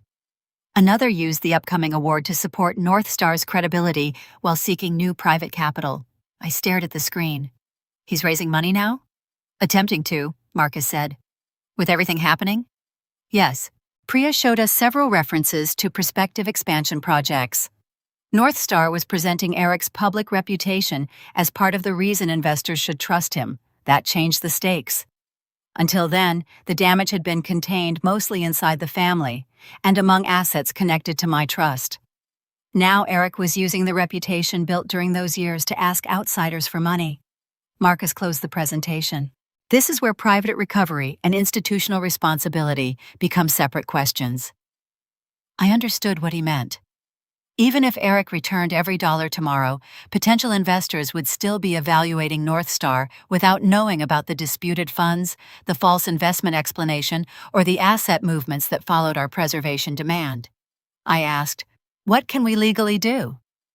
Submit documented information to the appropriate ethics process.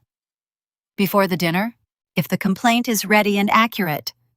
Eleanor looked at me. This decision is yours. I knew why she said it. Once the matter entered an institutional review process connected to Eric's professional reputation, I could no longer pretend this was only about recovering money quietly. There would be records, reviewers, witnesses, people outside the family. For most of my life, public exposure had been Diane's weapon. She decided what relatives heard. She decided why I was absent. She decided which version of Daniel survived. I had learned to protect myself by leaving rooms. Now I was considering entering one deliberately. Marcus seemed to read my hesitation. This is not about embarrassing Eric at an event. Then why now? Because his materials are using the award to solicit trust and potentially capital. Timing is relevant. That distinction mattered. We were not creating a spectacle. We were preventing a public credential from being used, while serious evidence concerning professional conduct remained unexamined. I authorized the complaint. Marcus prepared the legal chronology. Priya prepared the financial tracing summary. I provided a declaration confirming that I had never authorized the $392,000 distribution and had never invested in North Star. Vanessa's written admission was included where appropriate. The metadata report showed the verification process connected to North Star's office environment. Eric's historical tax treatment was compared with his later statement calling my money investment capital. Eleanor prepared a declaration limited to what she could personally establish: the trust's origin, Daniel's intent, the beneficiary schedule, my rights, the administrative history. She did not speculate about who committed fraud. She didn't need to. Her role was to establish where the money came from and who it legally belonged to. The complaint was submitted before the award dinner. Then we waited. 3 days later, the association's ethics council contacted Marcus. The review panel was not prepared to make a final disciplinary finding before the event. That process required notice, response, and formal procedures. But the preliminary documentation created enough concern that the association decided to suspend presentation of the award pending review.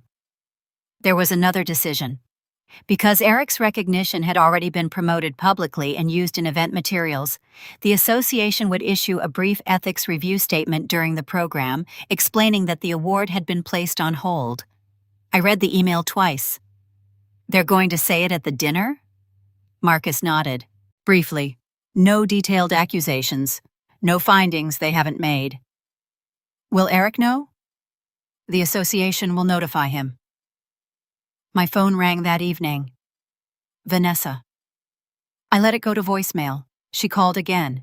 Then she sent a message. "Please answer. This is bigger than you think." I forwarded it to Marcus, then called her back with his approval. Vanessa answered immediately. "What did you do?" "I submitted records to an ethics process." "You knew about the award?" "Yes." Her voice shook. "You could destroy his career." "An ethics panel decides what happens to his professional standing, not me." "You know what I mean." "I do." "Then stop this. I can't withdraw facts. You can tell them it's a family dispute. It isn't only a family dispute if North Star is using the award to attract investors." Silence. That was when I knew she had seen the investor materials too. Vanessa lowered her voice. "Eric can fix the money." "That isn't what he's telling investors." "Maddie, please. If he loses his reputation, we lose everything." I thought about the cafe, her house, her fear. Nothing had changed. The truth was still acceptable only if it cost her nothing. I can't protect his reputation from his own records. She started crying, quietly. For a moment, she sounded like my sister again, not the woman on the verification call. That made it harder, not easier. "Mom was right," she whispered. "You won't stop until there's nothing left." "No, Vanessa. I stopped carrying it for you." She hung up. Diane sent no message. Instead, Aunt Laura called me the next morning. "Your mother says you're bluffing." "About what?" "She says you would never show up at Eric's event because you hate public attention." I almost smiled.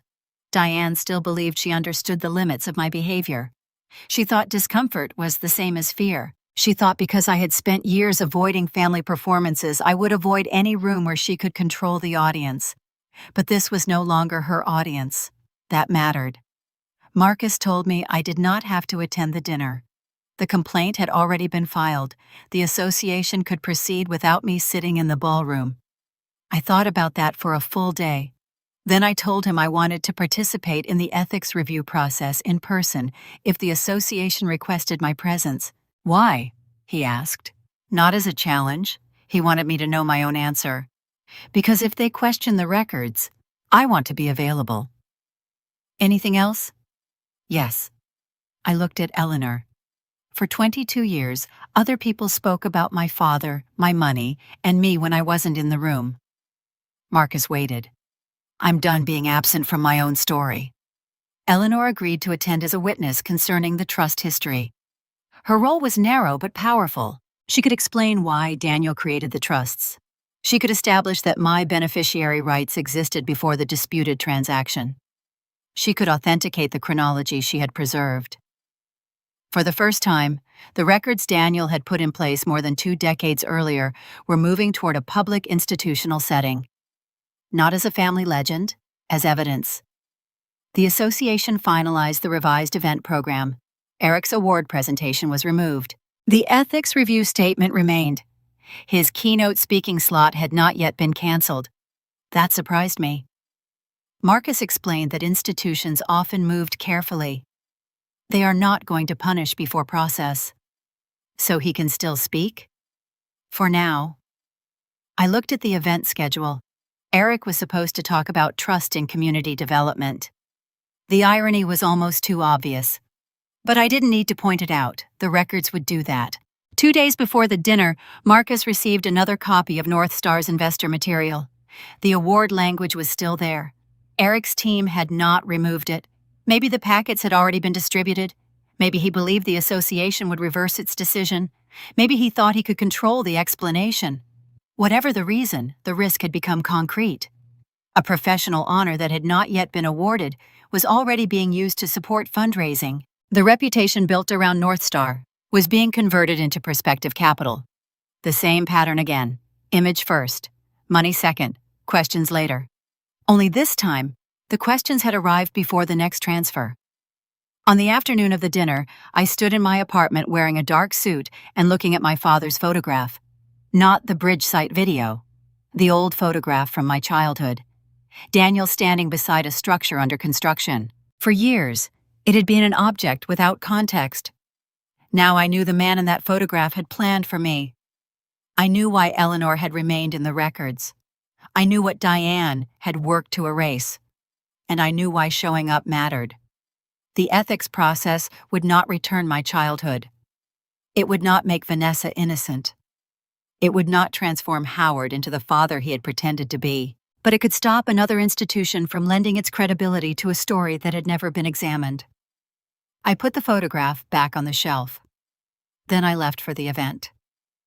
I was not going there to humiliate anyone. I was going because Eric had turned reputation into a financial asset. And if that reputation was going to be used to ask other people for trust, then the truth had a legitimate place in the room. The ballroom was nearly full when I arrived. Eric stood near the stage, shaking hands with investors, brokers, and sponsors. Vanessa was beside him. Diane and Howard sat at a table near the front. When Diane saw me, she smiled. Not warmly, confidently. She still thought I had come to make a scene. I sat beside Eleanor and Marcus. The program began normally. Dinner was served. 2 industry panels received recognition. Then the association chair stepped to the microphone. Before continuing, we need to address a change in tonight's program. The room quieted. Presentation of the Community Leadership Award has been suspended pending an expanded ethics review concerning information recently submitted to the association. Eric's face went still. The chair continued. Because the award has been referenced in materials connected to prospective investment activity, the association determined that immediate review was necessary. People began looking toward Eric. He was no longer smiling. The formal review portion was held in an adjacent conference space with association officials, counsel, relevant witnesses, and several affected professional parties present. Marcus did not begin with an accusation. He began with a date, my 28th birthday. Then the trust schedule showing when my rights became active. Then the $392,000 distribution. Then North Star.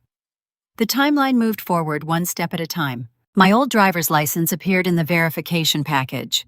The video followed. Then the audio analysis linking the speaker strongly to Vanessa. Caleb's email showed Diane preparing the administrator for bad lighting, weak connectivity, and my supposed inability to appear normally.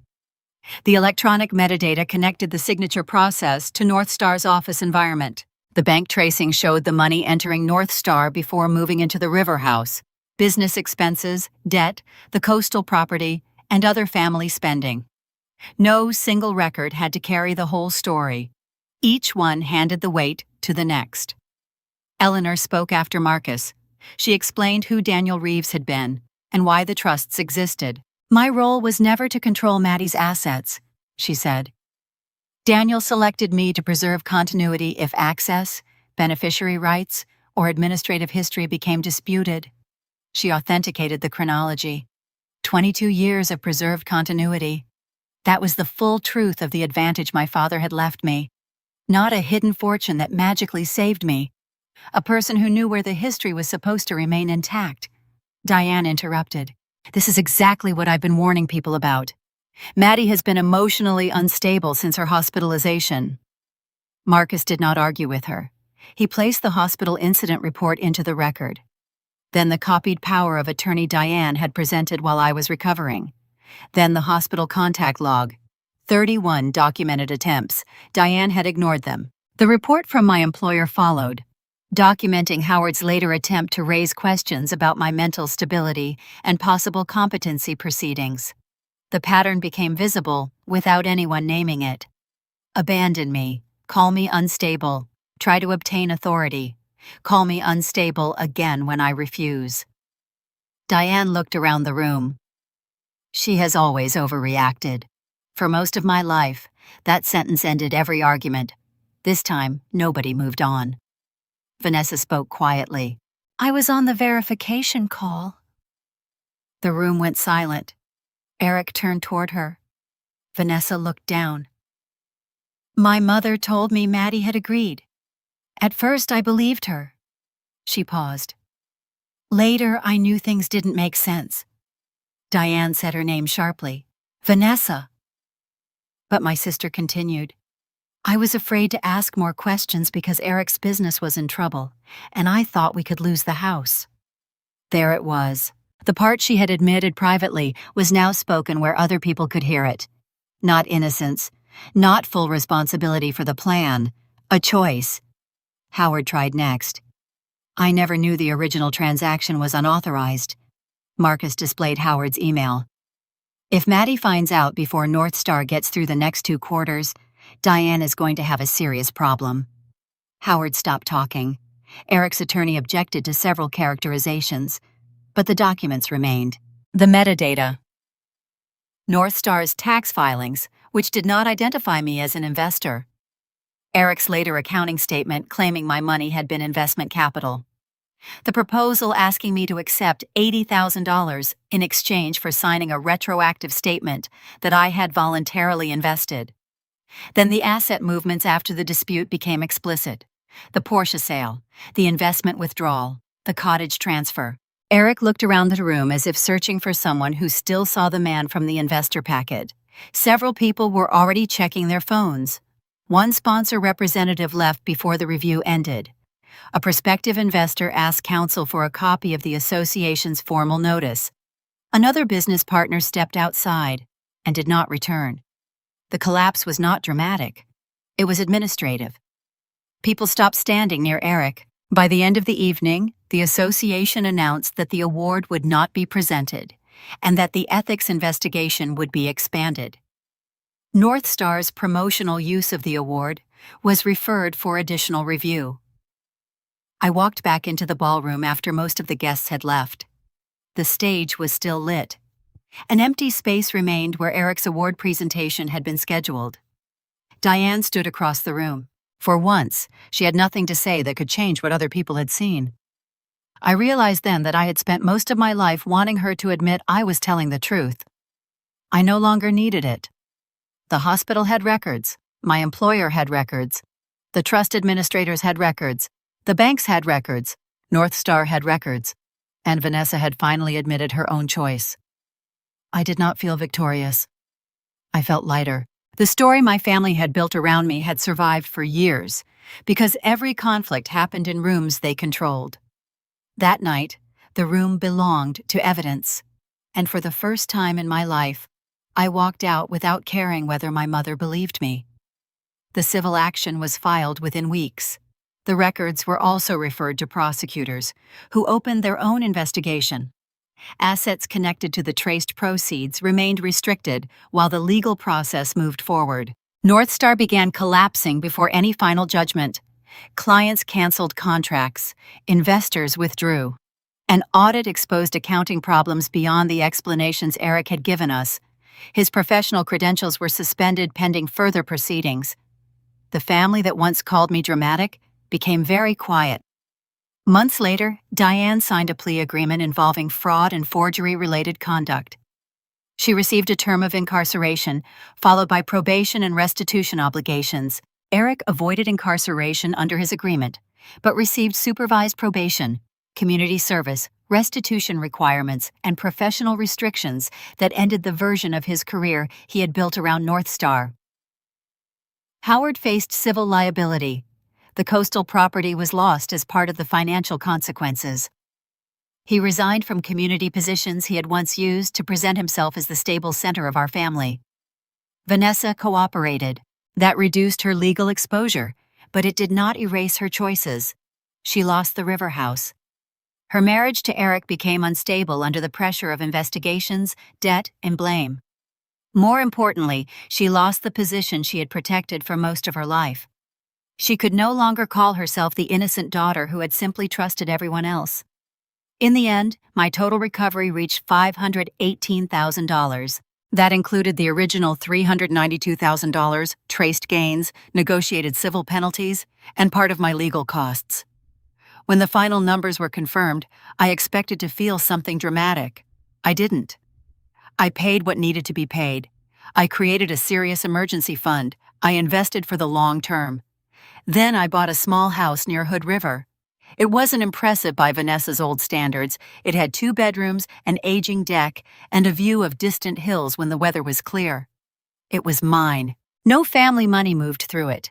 No hidden agreement sat behind it. No one else's name was on the deed. I also created the Daniel Reeves Scholarship for students entering structural engineering and transportation safety programs. The first award was modest. That was fine. I wanted it to grow slowly and honestly. Eleanor visited my new house that fall. Before leaving, she handed me a narrow wooden case. Inside was Daniel's old engineering slide rule. I recognized it immediately. It had once been in the toolbox I remembered from childhood. Eleanor had preserved it with Daniel's personal effects. A small note was attached inside the case. In my father's handwriting were the words, "When something fails, check the load path." I sat at my kitchen table holding the tool for a long time. Daniel had left me money. But that was not the most important thing he left. He left a structure designed to protect his daughters. He chose Eleanor to preserve continuity. Eleanor kept records. Those records gave Marcus a path. Marcus turned that path into legal strategy. And I used the skills I had built through years of investigation to follow each fact without skipping the difficult ones. No one person saved me. The advantage only mattered because each part connected to the next. A year after my heart stopped, I stood on a railway bridge during an inspection. My medical clearance had allowed me to return gradually to fieldwork. The morning was cold, and the river below moved fast. I checked connections, reviewed stress points, and followed the forces through the structure.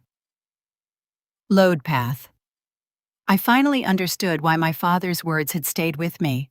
For years I thought freedom would require forgiveness. It didn't. Vanessa had written twice. Her letter sounded different from the sister I remembered. Maybe she would change. I hoped she did. But forgiveness and access were not the same thing. I could wish her a better life without giving her a place inside mine. I did not need Diane to confess more than the legal record already showed. I did not need Howard to explain his silence. I did not need Vanessa to tell me I had been right. The evidence had done its job. So had I. I stood on that bridge and looked along the rails disappearing into the distance. My father had taught me something before I was old enough to understand it. When a structure fails, follow the weight. Find where it entered. Find who redirected it. Find the point that was forced to carry what never belonged there. Then correct the path. That was what I had done. And for the first time in my life, I was carrying only what was mine.